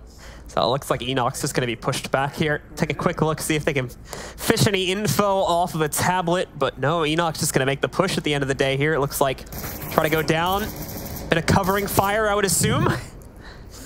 Covering fire? Definitely not managing to not get any enemies here. Oh, look, they actually have a man on Vikings flanking around the south side. Yeah, it's going to be Mantis trying to get in behind, it looks like. Basically, Enoch making the noise, trying to keep the attention on that front choke point, and Mantis is going to go for a bit of a flank right now. So on the minimap, 2 players looking this direction, 2 players looking back. Enoch's actually looking to get in there. He gets one, he gets Jamie up. And then Jamie team kills him. Did he really? I'm pretty sure. I don't know, because no one else from Pack 1 peeked out to shoot at him. So unless Sleepy like wrapped his gun around the corner and got a lucky shot off real quick, which I highly doubt, then yeah, that was a team kill. So it's that kind of game. 2 on 4 though, as Pack 1 have actually had a down player. I think Enoch actually got that, maybe potentially off of a nade throw. And Pac-Man actually down 2 now. This is not looking good. I think was it not even the flank? I think it was just Enoch himself that was able to get 2 downs. And he picks up the shield most likely. Or he's trying to. The shield. Having some trouble with it. Let's go check the tablet here real quick too. I think he just needed to check where his team. No, he probably just needs to check where his teammate's position. He's got to be careful. He's going to get pushed here in a sec. What's he doing? Watch out, man. And goodbye to Enoch as he will go down. And we are back into a very dominant position for Pack 1. As now we're left with just our flanker on the other side, Mantis, who's got a good position, but the problem is he's going to get across this entire train station, basically. He can get close to that uplink. And look where all the arrows are looking from Pack 1, down towards the south side. Mantis alone against 4. Nade comes in. Not going to have anyone actually pick off from that, I believe. Nope, not even close. Clearly wasn't playing football. American football or baseball. I don't know. I don't know how he's gonna do this, Blue. He's got 2 minutes, so time is on his side technically, but just the man advantage is so big. The problem here is this is why they probably went down into that choke point as well. Yes, it is a choke point. It's much better than the ulterior option, which is going through this train station and having like 20 plus potential angles that you have to check on the way through. This is the problem for Mantis. Now, not only does he have to work that angle, but he's got to do it solo, which means he has to play this so slowly. And unfortunately, the time's been run down to where he doesn't necessarily have that luxury anymore. And eventually, he's just going to have to make a big push and hope he can find some success from it, as time is, in a moment here, no longer going to be his friend. You know, I'm standing here, you know, casting this with you and watching them play, crouch the entire time. Just it makes my legs hurt. It honestly does. I don't know how they can do it for such a long time, but Knees, if anything, your kneecaps. yeah, I mean, that's the thing. Like, you know, you look at traditional esports and like things like, you know, fatigue and exhaustion come into effect. But when you talk about VR esports, it's completely different, you know, can of worms, because you get physical exhaustion like in your muscles from having to do positions like this, potential like cramps and stuff like that for the positions that you're in. In the meantime, Pac-1 is able to finish off the last player from Vikings and now go up 2-1 in the map. But there's a lot of other factors. Like, I think is at least here in Germany, it has been brutally hot for those who don't live in a hotel at the moment with air conditioning. 34 degrees, about 92 degrees Fahrenheit, and playing in this heat, like you get all sweaty, like the controllers get sweaty and slip out of your hands really easily. Your face mask gets drenched. As I found out yesterday playing Beat Saber, like it's not easy at all. Solutions for both of those, though. Go on. I was just saying. What are the solutions? Well, the players Have air conditioning? I noticed the Echo Arena players, they have like rubber hand grips for their controllers so that they don't slip out of their hands. And what was the other thing? I don't know. You said two. You said there was like the face masks. Yeah. They get the like the leather ones. Yeah, but it still gets sweaty. Yeah, but it doesn't like get all icky and all that at least. Or that's my concern. The third option is just to have air conditioning, I guess. That's a big investment. Yeah. At least here in Germany. That's like standard in the US. I can't believe you when you left when we met earlier today. You were wearing jeans. It's 34 degrees, and you're like, I didn't know it was hot. I'm like, oh my god. I thought it cooled down because it was fine yesterday, right? No, it wasn't. It was okay yesterday. No, it was 32 yesterday. The weather here is. And you're just living in your. You didn't even leave yesterday. You said you were in your. You I went to the grocery store. A day and a half. I went to the grocery store, which is like a 2-minute walk for you. Oh man. Let's get back into the game. Let's get back to the game as we're about to start up here. Our fourth round. Pac-1 up 2-1, up 1-0 in maps where they got a 4-0. I wonder if they get 3-1 now, are Vikings gonna forfeit again? I would imagine not, since they were able to take a round and try to take it slow, I think they said.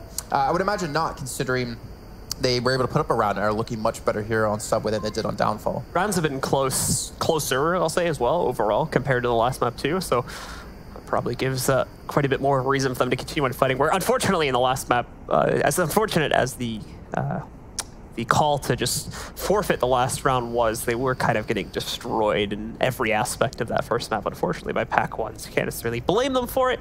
But like I said, we moved on from that now into the second map. We're now in the third round, or fourth round, excuse me. Unfortunately, Vikings are already going to lose a player due to some very quick movement by Pac-1 to go into that flank dangle. Something that Vikings didn't utilize until very late in the round. Oh. Fun guy here is having a really tough time. Trying to shoot around that corner, being very careful. Nade's ready to go too.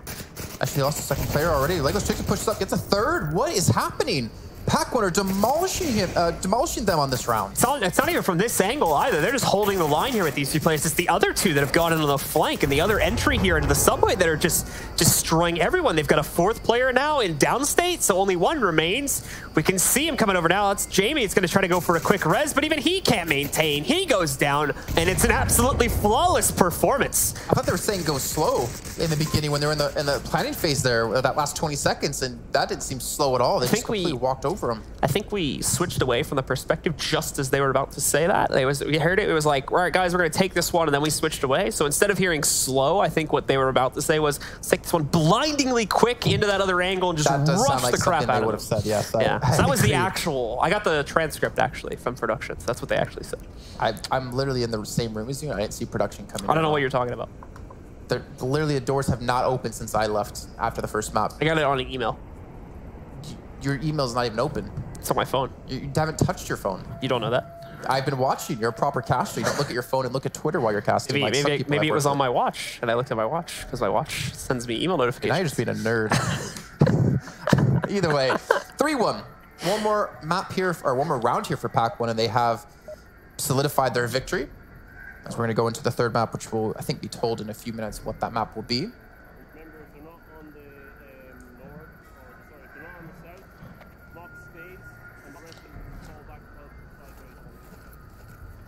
Love hearing our German production man not know how to say words in English. Just listening into our players as well here as we're still in the pre-round segment, trying to see if I could get any. Yeah, I just realized people at home can't hear what I'm hearing. He's got a really thick German accent. We go to this round. Pack 1 again, going straight for the, I'm gonna call this one the kill alleyway with the way things have happened so far. We're immediately 2 players, 1 from each side, are gonna find themselves down. That's what I'm imagining right now. That's, how are you?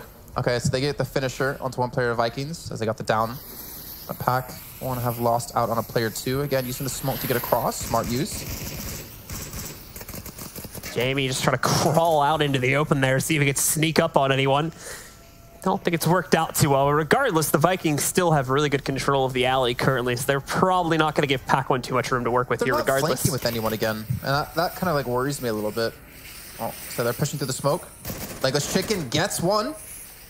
It's the confirmation on the frag 2, but he actually pushes out thinking there's not going to be a second player, and Jamie does at least get that one back. So now down to a 2-on-3 here. Vikings with the man lead. I was just all about shutting it down basically here. 2 remaining from Pack 1. Have some respect for the, actually that was an enemy, so it's like knocked him over, like get out of here. Moxham though, looking to push up. Should be heard, I'd feel like. Look at them, Enoch's got the angle on the right side, and yeah. Actually, he's still alive, so he gets a 1-for-1. But he actually gets the elimination though with his. So Spoilty now, actually, well, he obviously finishes him off, but now it's gonna be a 1-on-2. Me sideways against Spoilty and Jamie. And he'll actually get flanked from the backside. Jamie likes to play super aggressive and super fast paced. This isn't the first time we've seen him rushing through. That was like the entire round too. He was just running all around basically, trying to go for these like really... That's when he was crawling through the smoke. That was the... Even that was relatively aggressive considering the fact that he puts himself in the open like that. Good news is it's dark map for 1, so it's obviously going to be harder to see any movement in general. And second thing as well is there was that smoke there, so he was able to play that pretty safe. But besides that, yeah, he was just like running around corners like crazy, playing extremely aggressive, but that apparently seemed to be exactly what the Vikings needed as they take great control over that round, get themselves up with a second, and now we go the distance basically, heading into the 6th round. 2 more to go. Remember, it is up to 4 to decide the map victor here, so Pack 1 are still only 1 away from taking it. Yeah, so Pack 1's first attack didn't look that good. They actually, I think they lost that one, if I'm not mistaken. Yes. And then they won the last, 3 out of 4 rounds. But their second attacking phase, looked fantastic. They were so fast, so aggressive to the subway. They actually caught them off guard, and I think they lost out on 1 player max in that. So for Vikings, the pressure's on here. You're down still by 1 round. You need the next 2 to win. And you know how fast Pack 1 can play against you. And also the potential flank, because where we did see Pack 1 go for this attack route with the uplink here, they actually sent 2 players through the subway to flank around the backside, but Jamie pushed up aggressively towards the south, then was able to make the call that, guys, their 2 players aren't here, so everyone else is able to turn around and face that direction towards the north, and he flanked around from behind them. So I wonder if Pack 1's going to be a little bit more slow to actually punish Jamie for doing that if he tries to get aggressive again, or if they're just going to continue to try to play the way they've been doing.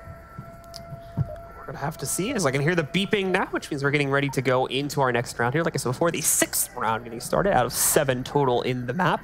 Pack 1 have a great chance to shut it down, but the Vikings are gonna try their best to stop that as they go on. Volk now.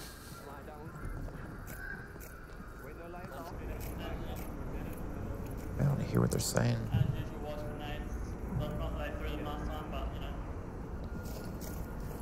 Okay. So here we go, kicking off the 6th round. Pack 1 can take the entire series with this round victory, but we still will be going to a 3rd map, which, from my translation of what I heard from our German production man, was Tanker. Irish Wolf was doing a bit of a spin dance there, it looked like, but back into the firefight now, so no more time for the tomfoolery there, as they do manage to completely surround Jamie, and it does not look like he has any support nearby. So that's the alley already gone under the control of Pack 1, which is immediately a different turn of events compared to what we had in the previous round here. It's not allowing him to be aggressive. I mean, look how far pushed up he was compared to the rest of his team. It's really unfortunate for him. But again, I guess they want to make the aggressive play happen, and they have to kind of live with the consequences of it being down the man and potentially the final nail in the coffin, allowing Pack 1 to take the series. Not a pre-fire being shot off there. That's more so to allow him to round the corner a bit more safely, but as we can see, some players lurking in the depths here. Oh, he didn't even see him. Irish Wolf, look at this right now. Oh, there's a quick trade though, so it does keep Pack 1 in control, but still, Irish Wolf, it's a big mistake. They're not spotting him in the corner. He's going to give one up over to the Vikings. Is that the second time he's done that? I think, because he had a tablet out once and they walked right into him. I don't know if it was him specifically. Or I feel like it was a member of Vikings. I think it was, I think it was Enoch from Vikings that happened to him. Kicking over his body. Actually, that man was his best man at his wedding for Legless Chickens. So there's no room for respecting the dead in this game. It's all about the combat. Actually, he's the godfather to Legless Chicken's daughter. So. Pediculous Fungi, I think is his full name, is going to try to make a push around the corner to find an additional tree, but it's not going to work out. So we do see Legless Chicken picking up another one in pack 1. Now, however, they've lost a player too, so they're down to 3. A little bit closer. This round's not over yet. Spoilty got tagged up there, so he's actually trying to heal in the meantime. That's going to be a tough position to push in, but the man towards the south of pack 1 has a great opportunity to go for a flank, knowing they're only up against 2, but at the same time, he wasn't want his teammates to get flanked here himself. He also doesn't want to lose his life, so to maintain the man advantage, but at some point, he's got to push. He's got to get aggressive, and it looks like it's just now. He's actually pushing up to try to help out his teammates. Spoilty more than anything, getting them more advanced position to successfully defend the uplink should pack 1 decide to execute here, which I feel like is going to be pretty close to the future here in the cards. Legless Chicken again, just pre-firing around the corner, see if he can get lucky with anything. There is a player back there, so actually I'll take that back. He might have gotten a spot, fire off upon that, but just like scavenging his dead teammate. Yeah, really, what's Chicken? Best man at his wedding, his daughter's godfather. I'll just take these grenades off your dead corpse. Actually, they grew up together in a little town called Springdale, Arkansas. So, went to the same church. A real town? Actually. Yeah, it's actually where I grew up. Oh, okay. For 7 years. About 2 minutes and 40 seconds to go, and there's definitely going to be time for Pac-Man to work with as they're trying to edge their way through. South player still taking his time. Why not, considering the amount of time that's still left? We still got a little under half the round remaining, so perfectly fine for pack 1 to try and slow play this, should they like. They definitely, I think they do know where Spoilty's at the very least. Oh, and they should know where the second guy's at too, from all that fire. It's just about how do we get past this, basically. And oh, okay, that's apparently going to be the reasoning. So just go in and take a 1-for-1 trade. Giving pack 1 a 2v1 now to try and end the round with Enoch is all that's left. Quickly switches to night vision there to try to get ready to fight, but it's not going to be enough. Pack 1 will take the round and the map now with a final score of 4-2. And overall, we'll put them 2-0 in the series, and I think 8-2 overall on rounds, if memory serves me correct. That does. You can do addition. I'm proud of you. It's not easy to do when you're on air. But that does mean pack 1 are up technically 2-0 in maps. And let's some highlights, at least for Vikings, because we didn't get to see much of them in the terms of frags in the first map on Downfall. They looked a lot better here. Jamie, gotta get him, like, it's the high risk, high reward situation. You get aggressive if you potentially get like 1 or 2 frags, or you get the 2 key frags you need there, and they can potentially pull off a flank and the information to your team. Or the downside, as we just saw, you get eliminated right away and you put your team at a deficit off the bat within the first 30 seconds. So I can respect the play, to be honest. I like the aggressive plays. It just didn't work out for him the second time. Yeah, we saw Enoch getting into the action there quite a bit too. Quite a few tough situations that he was put into. Obviously right at the end there in the 1v2, which doesn't go his way pretty quickly. But that clutch that him and a teammate had to try to go for, where they sent his teammate, I think it was, I forget exactly who it was, but had to send him back around to the flank. This was the uplink inside of the subway itself. He had to basically hold the line against like 3 different players in the process that managed to get a revive up. Unfortunately, had the tablet incident there that ended up leading to his death, but still credit to him for holding off the line that long. That does, however, folks, close out our second map. We do have our third map coming up in just a couple of minutes, so stick with us and we'll be coming right back with more action here between these two teams as we come to a conclusion of the series for the night.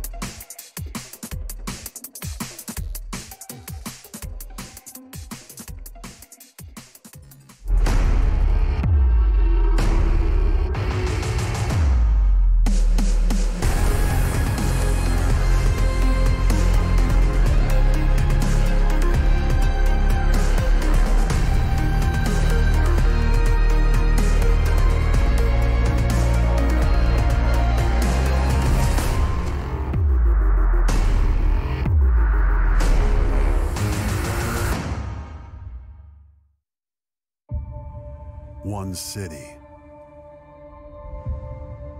One stage.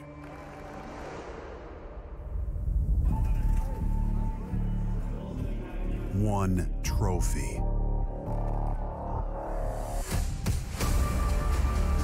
One champion. And another kill to find Fallen. One moment. ESL 1 New York 2018. Try box. Stairs, stairs, stairs. Nothing great ever happened without a witness. Oh, you guys saw that? With the power to capture comes the need to share. Check this. Followed by the eyeballs and loud mouths chomping at the bit. That was nuts. The fate of the game rests in your hands. Check this out. No. Oh my god.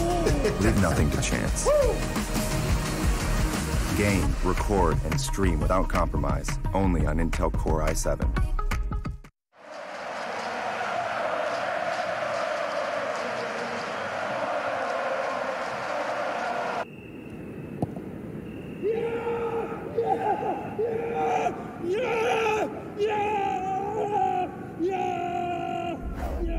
Start your esports career now at play.eslgaming.com.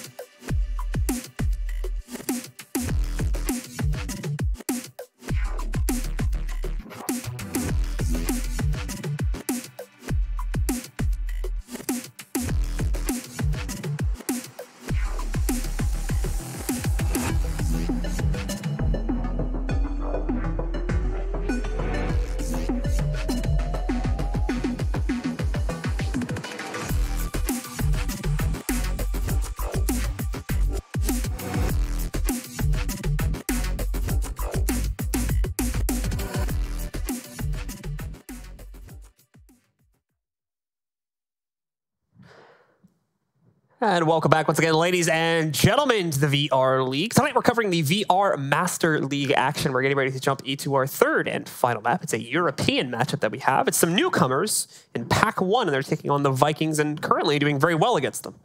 Very well, to say the least, dropping only 2 rounds over the course of 2 maps. So they're up now 8-2. Yeah. Yep. Correct. Thank you. Just getting the confirmation on that one. I didn't think about it.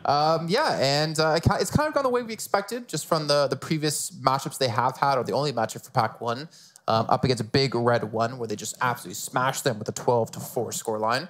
But now we're going to our third map. It's going to be Tanker. And we're going to see if potentially, well, Vikings can kind of stop the rot and kind of wear down how much potential MMR they can lose off this round, or off this match. Yeah, very much so. So if they take this one in a 4-0 fashion, that's going to be great for them, as it should, in theory, again. Better.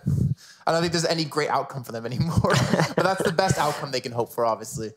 Yeah, very much so. And obviously for the guys on Pac 1, they're just looking to score as clean of a map when as possible to try to maximize the MMR gain out of this matchup. I don't know how much exactly the round differential plays into the difference of the MMR, but I would imagine. Or anything yeah, like that. it's elo, I think, or it's. And there's like a maximum value you can win off of that round, and then like depending on how many rounds they take against you determines like the the amount you actually do get. It's kind of complex, max and minimum. But essentially, the more dominantly you win, in theory, the more points you're going to get. So it's Pac-1 looking to try and shut this down. I would imagine 4-0, but this is another relatively close quarters map, and it's another dark map. So considering that, there's a lot of unpredictability that comes into it because of that, and it's not necessarily a surefire win one way or the other.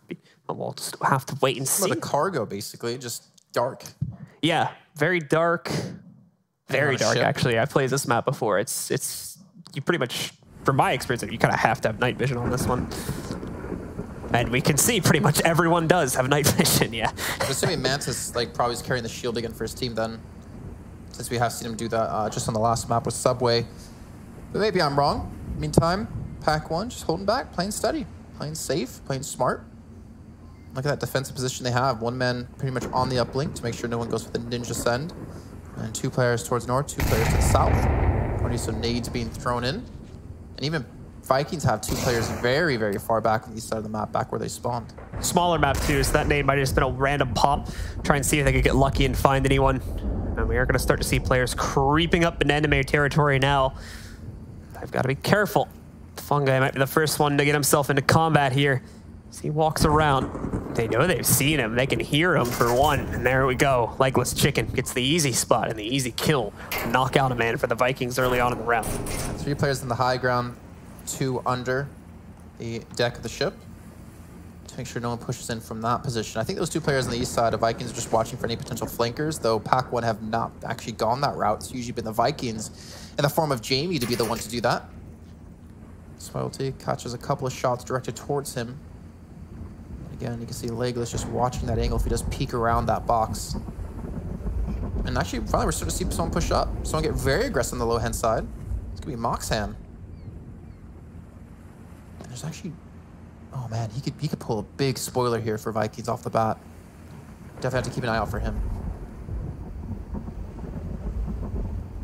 Oh, he's going for it. He's pushing. He's made his way through, so now it's just about working himself to the objective at this point. They heard him. He's on the run now. Look, got himself into the open. He's managed to find one, though. It's Moham that he can knock out quickly here. Succeeds in doing that. Now his position's been established, however. The opponent should have a pretty good idea about where he's positioned at, so he's going to have to be a lot more careful from this point forward. Unfortunate for Pac-1 too. Going for the aggressive play. Sleepy catches the man coming around the corner. This looks all too easy for this man.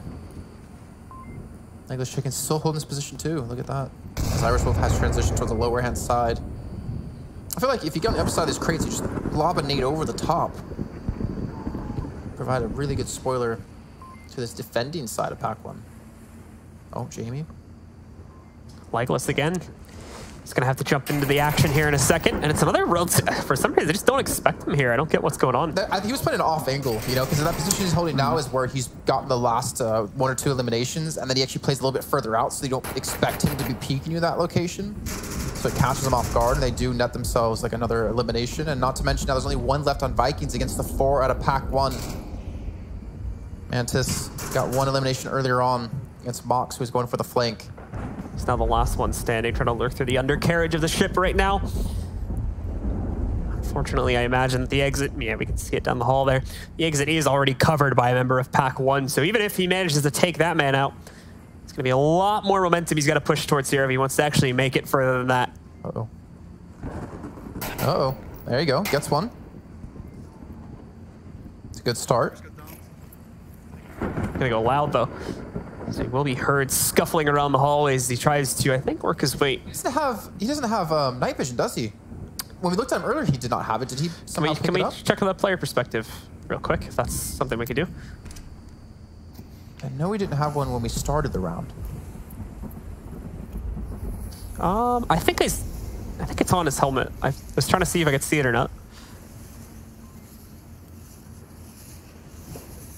Well, regardless. Focus distraction, by the way. As long as he stays down here, the darkness isn't necessarily going to be a major issue. It's about getting up these steps. That's the problem, though, because Legless Chicken just has a spot on these steps right now.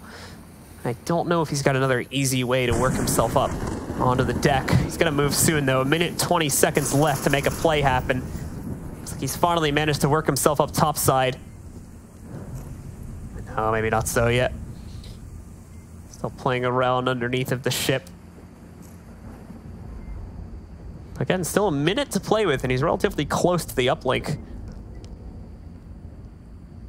It's not the distance that's necessarily the problem, it's just the unknown positions of these members of Pack 1.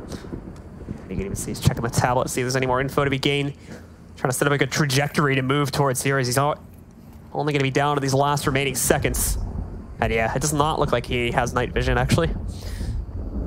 Or if he does have it, he doesn't have it on. Well, Exorcist there, just get the 1-for-1 trade, but Pack 1 will get the round. Well done by them. Took almost the full 6 minutes of time as the USS Inferno, unfortunately, loses a couple of players on its deck. So with that, though, Pack 1 once again are going to shoot ahead in the map. All 3 maps taking the opening round here so far, and they'll do it once again on the Inferno. Pushing them up 1-0. Another point added to their leaderboard gain as well here, as long as they continue on that track. It's a flawless 4-0 win, which I imagine is their goal for this one, especially with the slow play that we saw there in that last round. I wonder if Pack 1 has some nades actually set to dislodge players who were in the locations they were defending from. Because like, let's see, you got like 3 eliminations. I would imagine like the first one, yeah, you get that one pretty much 100% of the time, but like the second and third, he should not have been able to get as easily. Maybe Vikings just didn't have the amount of nades they wanted to use in that round available to them, because they allowed their points to like night vision, stuff like that. But it's unfortunate, and I would imagine we're going to see Vikings change things up on their next attacking phase, or at least be more predictive of where they have seen Pack 1 play from. But again, of course, the uplink going to be in a different position when they do come to that. Are you feeling a third map here for Pack 1? You think they're going to take it? I would say it's likely, yeah. We're going to see how this second round plays out, though, because I don't necessarily know what to expect from Pack 1 on the other side of the coin just yet, so we'll wait and see on that one. But it does look like we've reset it, though, folks, so players are spawning into the arena now. And we're just about 10 or so seconds away from starting off the second round and seeing if Pack 1 can continue the streak. Hoping to hear them. No communication. I think there was a little bit. They were pretty quiet, though. Okay. Starting off very aggressive, very fast. Look at Spoilty, actually. He's pushed up towards the middle of the map here. Sleepy might have an angle on him if he peeks. This one, Nate comes in from behind him. That could hurt Sleepy. Close enough. Yeah, it is. Doesn't. But it didn't get the kill. This is still a tough position, though, because he's lost his other teammate, you can see, that was actually close by. So someone way in the back here is going to have to make a run to get towards him. The good news is they may not realize that Sleepy is sitting here and down just yet, so it might not be such an easy objective for Vikings to finish him off. So he's got a little bit of time, I think.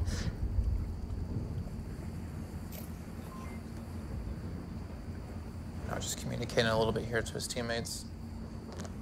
I feel like it's a very real possibility they can get Sleepy up.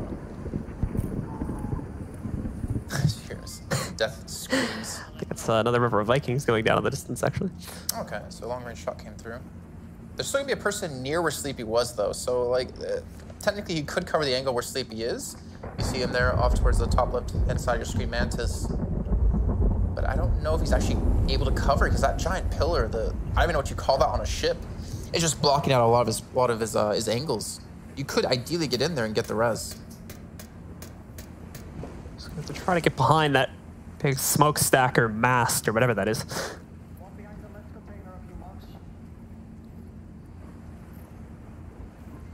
Trying to figure out where that call came from. I assume it's a Pack 1 call. I haven't necessarily honed in on the voices yet, but regardless, they sneak in. They manage to get the injection going, and that should res them. Gives them the man advantage, too. Instead of having an equal footing between both teams, it gives them the man advantage in an attacking phase, which is... well, never mind on that one. Gone. Yeah, they had the man advantage, and now it's gone. Not sure why he just rushed that one through. Is this the same position Chicken took in the last round as well, or is this a different... I feel like it's a different spot. Yeah, this is it. Because he caught, was it Jamie going to from the right to left here for the single. Either way, it's still 3-3. Even having equal footing as an attacking team against defenders is still your advantage. But again, with the time to kill being so fast and Onward, it might not be as big an advantage as it would be in games like Counter-Strike.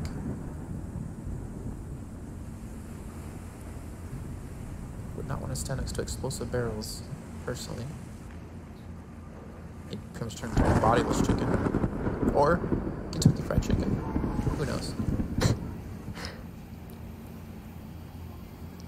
Still plenty of time left here. Pack 1 not going to be forced to make a move anytime soon, but I don't know who threw that nade, but whoever threw it, it worked. Me sideways is going to quickly roll in and get the tap to finish that player off. Once again, man advantage now goes over to Pack 1. It's going to stay that way as they just move in and execute all 3 of the remaining Vikings players. A flawless performance there in the 3v3 situation to take the second round and push them well into the lead now. That nade onto Enoch just like completely was like the go button for Pack to push in. It's like they smelt blood. A pack of wolves circling their prey as they make the final push come in. Jamie wasn't able to hold for that location. Neither was Spoilty. Sorry, that was Mantis left. Well done by Pack. Now we're going to see the uplink move, and we're going to actually go backwards to the west-hand side. And Pack is seeming to be the better team. I mean, we've seen it every round. Even the rounds where Vikings did win, it wasn't clean. And Pack has had quite a few rounds where they actually lost like 1 or no players.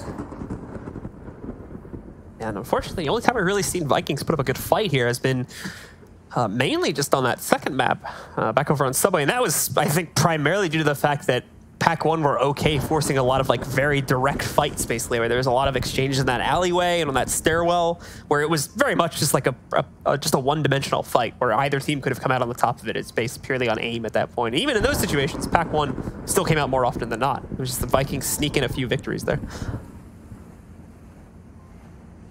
So going to the next planning phase. Pack 1 back on the defense. Legless Chicken, who got 3 in their first defending phase. We're looking to add to that score. A couple of more bodies, a couple of more heads on that mantle. That's really dark. I just realized adding extra heads to the mantle, like that's like serial killer level. I actually was watching, I don't know why I'm bringing this up, but I was actually like looking on Reddit the other day, and I saw like top list of serial killer, like most famous serial killers per state in the U.S. They on state level? Yeah, like by state. I didn't know they kept track of that. And just like the amount of frags they had was just insane. That's really dark. It's not really a joking matter, to be honest. What happens if they go like to more than one state? There was like numbers in parentheses to mark like how many they got in each state. Wow, that's like a comprehensive list. Well, there was a lot of like pluses because they didn't know the confirmed number. They just had to guess. Gotcha. Either way, back to something less, not as serious and grim for, unfortunately, a lot of families out there. Vikings, I think their families might be a little bit upset with what's happening in this one. They've not been able to really show up except that second map, and again, that was mostly due to just Pac one maybe playing a little bit careless. Pac went back on the defense. Yeah, Moxham. Pac one are playing like hyper passive this time as well. We've seen before the teams were okay pushing out a little bit. It's also a different uplink location as well, so this might explain why it just seems like they're playing a lot more passively. Freddy can't actually lift up those. What are those called? Pallets? Pallets. Yeah, those wooden things. Pretty much build with those, you know? Now that would be next level. If you could like build your own bases. Just get like a nice ramp to peek from with it. Yeah. Maybe build a nice little 1x1 you can sit in. you finally understood where I was going with that. No. Yeah. Took you a while. I think I got it. I didn't know if you were heading that direction until it became blatantly obvious. Oh, sideways. I need to look sideways. They're actually behind him here. He's going to be flanking Jamie, just coming in so cautiously. And sideways turns. Knife kill. I thought he was going to turn the last second. Knife kill. I don't think we've seen one yet, have we? Come on. Yeah. Nice. I love it. So Vikings will pick up the early advantage due to that kill. Pack one go down to 4 early on here on defense. To be fair, oh wow. So to be fair, if you stick a knife there on me, I'd probably fall over and die too. But they still managed to get one, even though Pac-1 just lost a second player. They actually take down a member of the Vikings in the meantime. Now comes the hard part here for the guys on the Vikings, is making it into the actual uplink. Irish Wolf. What are you? Knife him! He doesn't even see him yet. Oh man, Jamie's going big in this round. Jamie just continuing to find impact all over the place here too. Just a few more left at this point. In fact, I think he's close enough now. He might just be able to send the code from here, and we'll see in a moment if we get the screen. Yeah, I think he might be there. The Legless Chicken is completely unaware of this. I think all he has to do is stick the tablet in the window, and he'll be inside of the zone for it. And there we go. There's the uplink. And Vikings will take a round, putting us at 2-1 now. Still in the favor of Pack 1, but it could quickly turn around at this point if the Vikings continue on their current path. It's only fair that Pack 1 have that happen against them when they were the ones that did to Vikings in the first map. So, you know, it's bound to happen eventually. Still a bit confused why Legos didn't peak that position. But Jamie, again, like we see this high risk, high reward plays out of him. He comes in, he gets a shank onto one player, he pushes through, gets a shot onto a second one, goes straight for the uplink. It's definitely a player to watch here for Vikings. But the deed isn't done just yet. That was only the first round out of 4 they need on this map to stop the rot and help eliminate how many points they're going to lose against Pack 1. But that's a good start. Yeah, very much so. And not a very loud round overall either, just to kind of add a new descriptive phrase to my vocabulary here. That's new, loud? Well, a loud round? A loud round. I'm making up some words here just to help myself a bit. Okay, well, yeah, I'll give you a chance to explain. Yeah. So what I would call a loud round would be like the rounds where we have just constant fire exchange between the two teams and it ends up coming down to like a very open fight. That was the opposite. That was like players were almost... Oh, a stealthy round? Quiet round. That was like Splinter Cell level for Jamie? Yeah, for Jamie, yeah. Give the dude like some icy hot for that round with the amount of time he had to go crawling around. So yeah. It's like, where are you going with this? I almost said something else, really didn't understand. And then I realized how bad it would have sounded, so I didn't say that. So tell me later. I'm curious. Pack 1 on the attack now. 6 minutes of time to work with. Vikings pressure's still going to be on them. Actually, can we go to where Jamie is? Because he's been kind of the player to watch. He's actually prone over towards the right hand side of your screen. Actually, a lot of Pack 1 are moving in through the underbelly of the ship here. I think this actually might catch Vikings off guard. I don't know how many men they have defending the lower hand side, but I can imagine it's not as many who are attacking out of Pack 1. 4 players pushing in with the 5th sitting back, watching for any aggressive signs out of Vikings. Moxham going to be that proverbial bait for his team.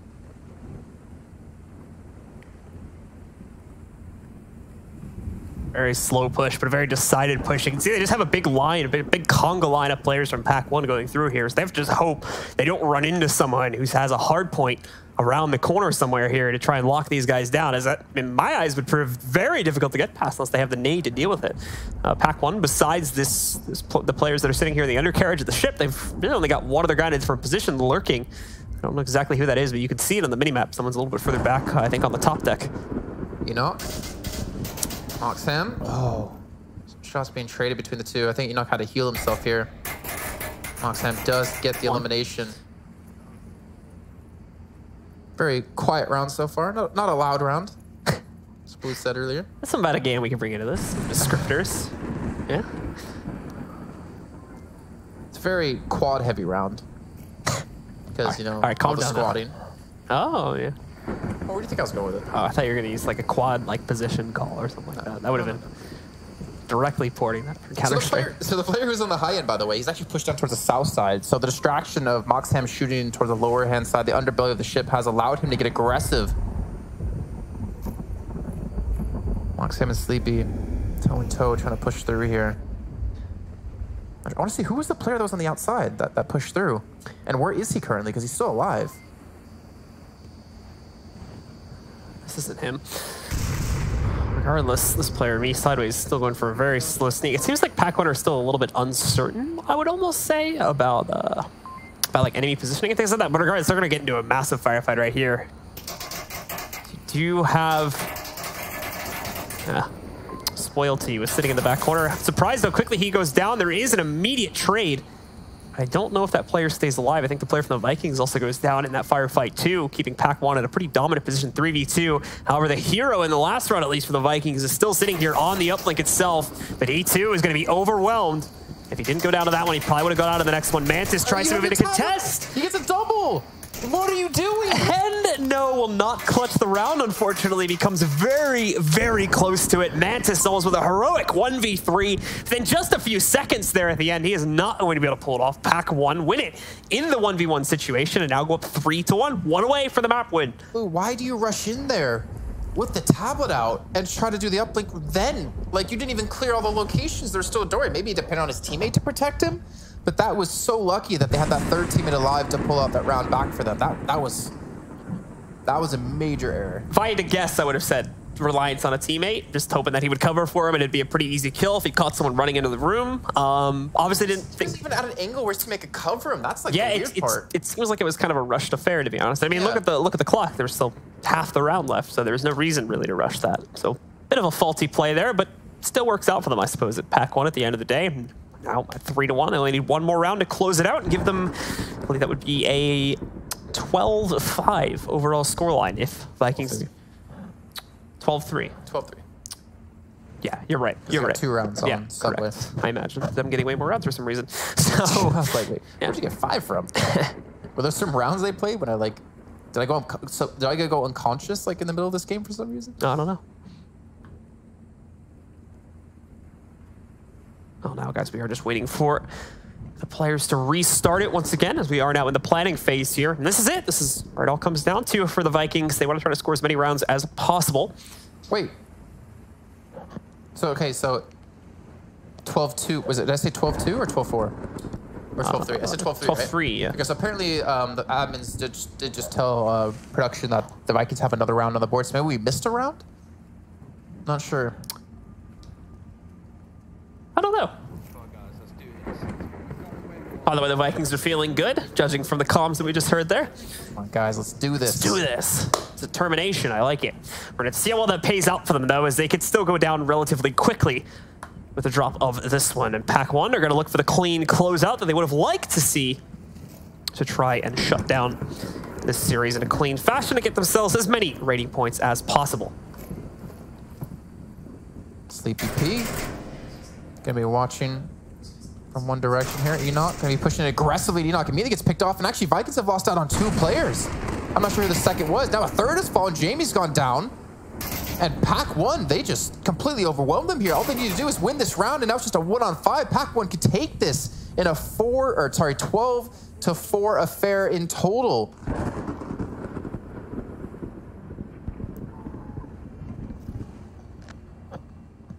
It's come down to one man still standing here, Mantis, and he's going to get eliminated. So that will do it, ladies and gentlemen. Pack 1 will take control of our final map here with a final score of 4-2 in their favor. Overall, ending the series up now at 12-4. Very dominant win for them. Will set them forward quite dominantly in the leaderboards, I imagine, once the admins of the VR Master League do get around to that. And you guys want to check out the website to get updated on that as it becomes available. Over at vrmasterleague.com. You can also check out Pavlov, Beat Saber in there as well, which I think they just launched Beat Saber a couple weeks ago, if I'm not mistaken. And then also, on top of that, it's your last chance to get through into potentially qualifying into the open qualifiers for Oculus Connect 5. We already have Global Chem already through winning the Invitational we had back in June. We'll have another team getting through out of the 4th through 7th seed in the Invitational coming up in September, which is, I think, the 1st and 2nd. And then the last 2 teams come in through these open qualifiers, which are between 8 and 11, I think it is. Yeah. Something like that. Yeah. Something like that. And they'll be challenging up against the number 2 and 3 team overall within the rankings. So yeah, and those number 2 and number 3 teams go directly to the semifinals, if everybody serves me correctly. Yeah. So right to the finals. Yep. You have to beat one of the big dogs to get through. And hey, to be fair, you're going to have to beat the best if you want to be the best. And if you want to get through into San Jose, I think it's on the 26th and 27th of September. Got to put in the work. And that means for those number 2 and 3 guys, that's potentially an easy road for them if they manage to keep those positions where they are now. And if not, we'll have some new challengers working their way up there over the next couple of days. But if they do get there, only one match will separate them in qualification to the main event at Oculus Connect 5, which, like we mentioned before, guys, is going to be coming up very, very soon. At the end of September, we're about 2 months away from it now. We not only will be having action for Onward there, but all of the games that are a part of the VR League. And if memory serves me correctly, that will include Sprint Vector, The Unspoken, along with Echo Arena, of course, which we've been covering here in this studio for quite some time as well, in addition to the Invitational that we had a couple weeks ago back at the Leicester studio. Yeah, it's actually really good. If you guys didn't actually check that out, you should definitely go back and watch the VODs of Echo Arena. It was actually a really sick final. I'm not going to spoil who won, but it definitely was something to watch. So many sick plays actually coming, so many great shots, long-range shots that honestly confused us how they even went in. But either way, I mean, Onward's game we're talking about now, we've seen Pack 1, a team that kind of just came out of nowhere on the leaderboards, now 2-0, should have themselves solidified as a ranking finally, I think, after this victory. and they looked good. They looked damn good. Yeah, we're just going to have to see exactly how the rating points do pan out for them and where that ends up placing them on the leaderboard. Is like I said before, that could be a little bit of a shakeup, bringing them into the fold for the upcoming few days when the points lock and we end up seeing our teams into the playoff bracket. I believe we have a guest, actually, if I'm not mistaken. I saw him pop up on your screen for a second. I believe you do, so let's try and introduce him really quickly. Are you there? Hello? Yes, it is. Right ahead here. Yeah, hey man, how's it going? All good, all good. Fun match to watch. A bit one-sided, but still quite fun. Yeah. I saw your camera on earlier, by the way. Are we doing a video call with this? No, I don't believe we are. I just accidentally turned it on. I thought you guys might want to see my beautiful face. I mean, you don't have to turn it. I can see it from here. You can turn it back on. It's all good. As long as you're wearing clothes. Listen, I wouldn't want to make you jealous. That's true. I don't want to make Blue jealous either. He's confident. As I'm He's cheating confident on him there. with you. But let's just break down that match a little bit here. Pack 1. Can you actually talk to us about the players at all? Do you know any history of them? Because they just kind of surprised. I mean, individually, they've come from some other teams, but not any big names on Pack 1. No offense to Pack 1. And they're a brand new team. They've got one match before this. And I've got to be honest, it was shocking to see them in action. They were fantastic. They showed tactics and cohesiveness and cooperation between the team members that I would expect from much more experienced teams. Specifically from that first map, I think would have been the greatest example. And even like in that first round when we saw Sleepy like making that very aggressive push, they seem to have things like completely on lock. And like, is that surprising to see for a new team that they're so well coordinated this quickly? Well, see, the interesting thing to see about Downfall, especially with a new team, is sometimes with the defenders you see them overextend. Now, what we saw from Sleepy was a potential overextend, but instead of pushing past where he was and instead of giving away his position too haphazardly, we saw him tuck in and just pick off enemies. And the other thing he was doing that you might not have been a bit aware of was that he would have been calling in intel, it wasn't just about the kills he was getting. You know, he was able to see all the enemy movements and call them into his teammates who were in much better positions to actually capitalize on it. So it was a great play from him. Okay, then moving forward to Subway, obviously a closer map. Vikings able to take 2 rounds in that one. Do you have any specific thoughts on that? Because we saw a lot of choke points being pushed in through by both teams, except obviously Pack 1 being more successful. Well, the thing about Subway is that it's just a map of choke points. It's not really a map you get seen played as often as you used to, especially from the top tier teams. They don't tend to play it just because no team wants to be on the receiving end of those choke points. As Marsoc, it's really hard to push through. Now, what we saw from Pack 1 was great coordination. They used shock and awe a lot of the times. We saw Vikings take a few rounds on there, fair enough, but especially you saw there's an objective at the bottom of the stairs. We saw Vikings get torn apart by Pack 1 as they attacked that. It's a really hard objective to hold. And the problem that we saw from Vikings is you need to hold back on those corners and use grenades and suppressing fire, not really charge around. And whereas alternatively, we saw Pack 1, being a lot more defensive in the defense. I know it's a silly thing to say, but they weren't overextending in the defense like we saw Vikings do. And, speaking of one player in particular on Vikings, Jamie, that man's aggressive play, I am actually curious about what your thoughts are in terms of like his, I don't know, he was playing a lot different than his teammates. Maybe that's just kind of their style. They like to send him off, going rogue kind of at some extent. But his aggressive plays, I think in general, the 3 times we saw it, 2 of the times it worked out in his favor. Yeah, I mean, a lot of teams like to, and especially in Onward, a lot of teams like to have someone act as a wild weasel. You have 4 people set up in strong positions, and you have one person running like a tight flank and just trying to unhinge the enemy. It makes them check their flanks, it slows them down, and obviously, as you know, there's 6 minutes on the clock. And when you have to check your 6 o'clock and you have to check behind you, it makes it much harder to push forward. So yeah, Jamie was playing fantastic. It's just a shame that we didn't really see the cohesion from Vikings that they really needed to push against Pack 1. And the thing is, Pack 1 was such an unknown for them, whereas Pack 1 would have been able to see a lot of Vikings in the past. So, I mean, maybe we saw some of that coming through as well, the fact that Pack 1 is such an unknown. It's more of a personal question out of my own curiosity, but I'm sure this will be pretty helpful for the folks at home as well. Can you talk a little bit, because we don't see the concept of dark maps explored very much in other competitive games. So I'm kind of curious to get your take on how dark maps, specifically that last one there, but even the top side of Subway to a certain extent is pretty dark there too. How does that style of map change up the play style of teams, if at all? Well, first of all, I mean, what you have to remember is that you have a certain amount of points you can allocate to equipment. And that means you have to take night vision, which means you have to give up something else. Is it a grenade? Is it body armor. You know, so it has that impact straight away that you have to rethink your loadouts, and you have much less of a loadout if you want to go with night vision. If you go without night vision, then you are asking for trouble. Enemies both on both sides, even Volk, who are obviously dressed in black, or Marsok, who aren't dressed in black, can hide in the shadows and be almost invisible until they fire. So obviously you have the night vision come into it, which then adds another aspect of, even with night vision, it's very hard to see the enemy if they don't move. Whereas in the light map, you know, you can pick them out, that pixel movement, that pixel differential against the background. It's so much harder in night maps. So what you see is, it means that defenders or attackers can hide and camp in much harder to see areas and really, really just clean up from those positions. Or hide next to a staircase, as we did see, leading up to a door. Yeah, exactly. I still don't know how that one worked out. But, you know, speaking of these teams really quickly, again, with Pac-1 kind of being an unknown here for a lot of people out there, do you rate the opponents they've now played, Big Red 1 and Vikings, as being a top, you know, a mid to top tier team, or do you think there's still a big discrepancy within the leaderboard of like tier 1, tier 2, tier 3 teams?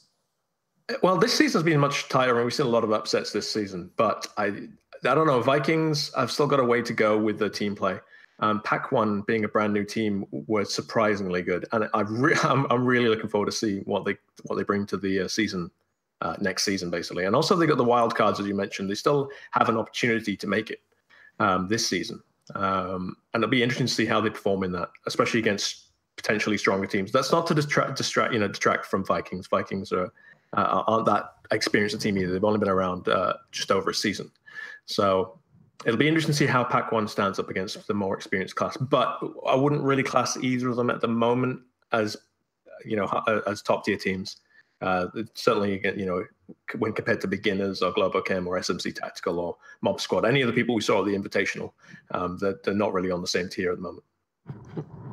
All right, but it was interesting. One thing that was really great to see about Pac-1 was just the cooperation. The fact that you saw it again and again, they'd strike as one. You know, whenever they were on Marsok, you'd see them move in or near the objective. There'd be 2 or 3 defenders left, and as one, they would attack. And we just didn't see that from Vikings. You know, there's a big disparity between the two tactics that we were seeing. Vikings was a lot more, especially after, I mean, you guys made a really good point about how Downfall went really bad for them, right? Now, the thing in Onwards is that you can get inside your own head. It shakes your confidence, especially when you lose a map as badly as they lost that first one. They might have, you know, in any other day, they might have taken that second map, but the moment you lose that first map that badly, it puts you on the defensive. You're questioning your movements. Your confidence is gone. And I think we saw Vikings kind of retreat inside themselves a little bit, especially in the second and third map. In the third map, ironically, you tend to see teams that are doing badly in the first 2 maps actually win the third map, because in the third map, they don't care. They've lost it already. They've lost the series. So then they come out of the shell. They're not worried about playing so defensively. They're not so scared. But still, Pac-1, we showed that they were a little bit impatient, but they still, dare I say, dominated Vikings. All right. Well, it's going to be fun to see how Pac-1 continues to develop, of course, as we do get closer to those wild cards. And we want to thank you very much as well, Radarhead, for joining us here this evening. Did you have any other questions before we close out? All right, guys. Well, I think that is going to do it, actually, here for the show. So we want to thank you all very much for tuning in once again. We've been live here at the ESL studios, and all this action here tonight has been brought to you by Intel. Don't forget to join us again on Sunday, as we're also going to be bringing you guys plenty more Onward action there. We're going to be having 2 more games, 2 more best of 3s, actually, or 3 mappers, and we're going to be continuing to show off the action as we do lead up to those qualifiers. But once again, that does it for us tonight. Thank you all very much for tuning in, and we'll see you next time here at the VR League.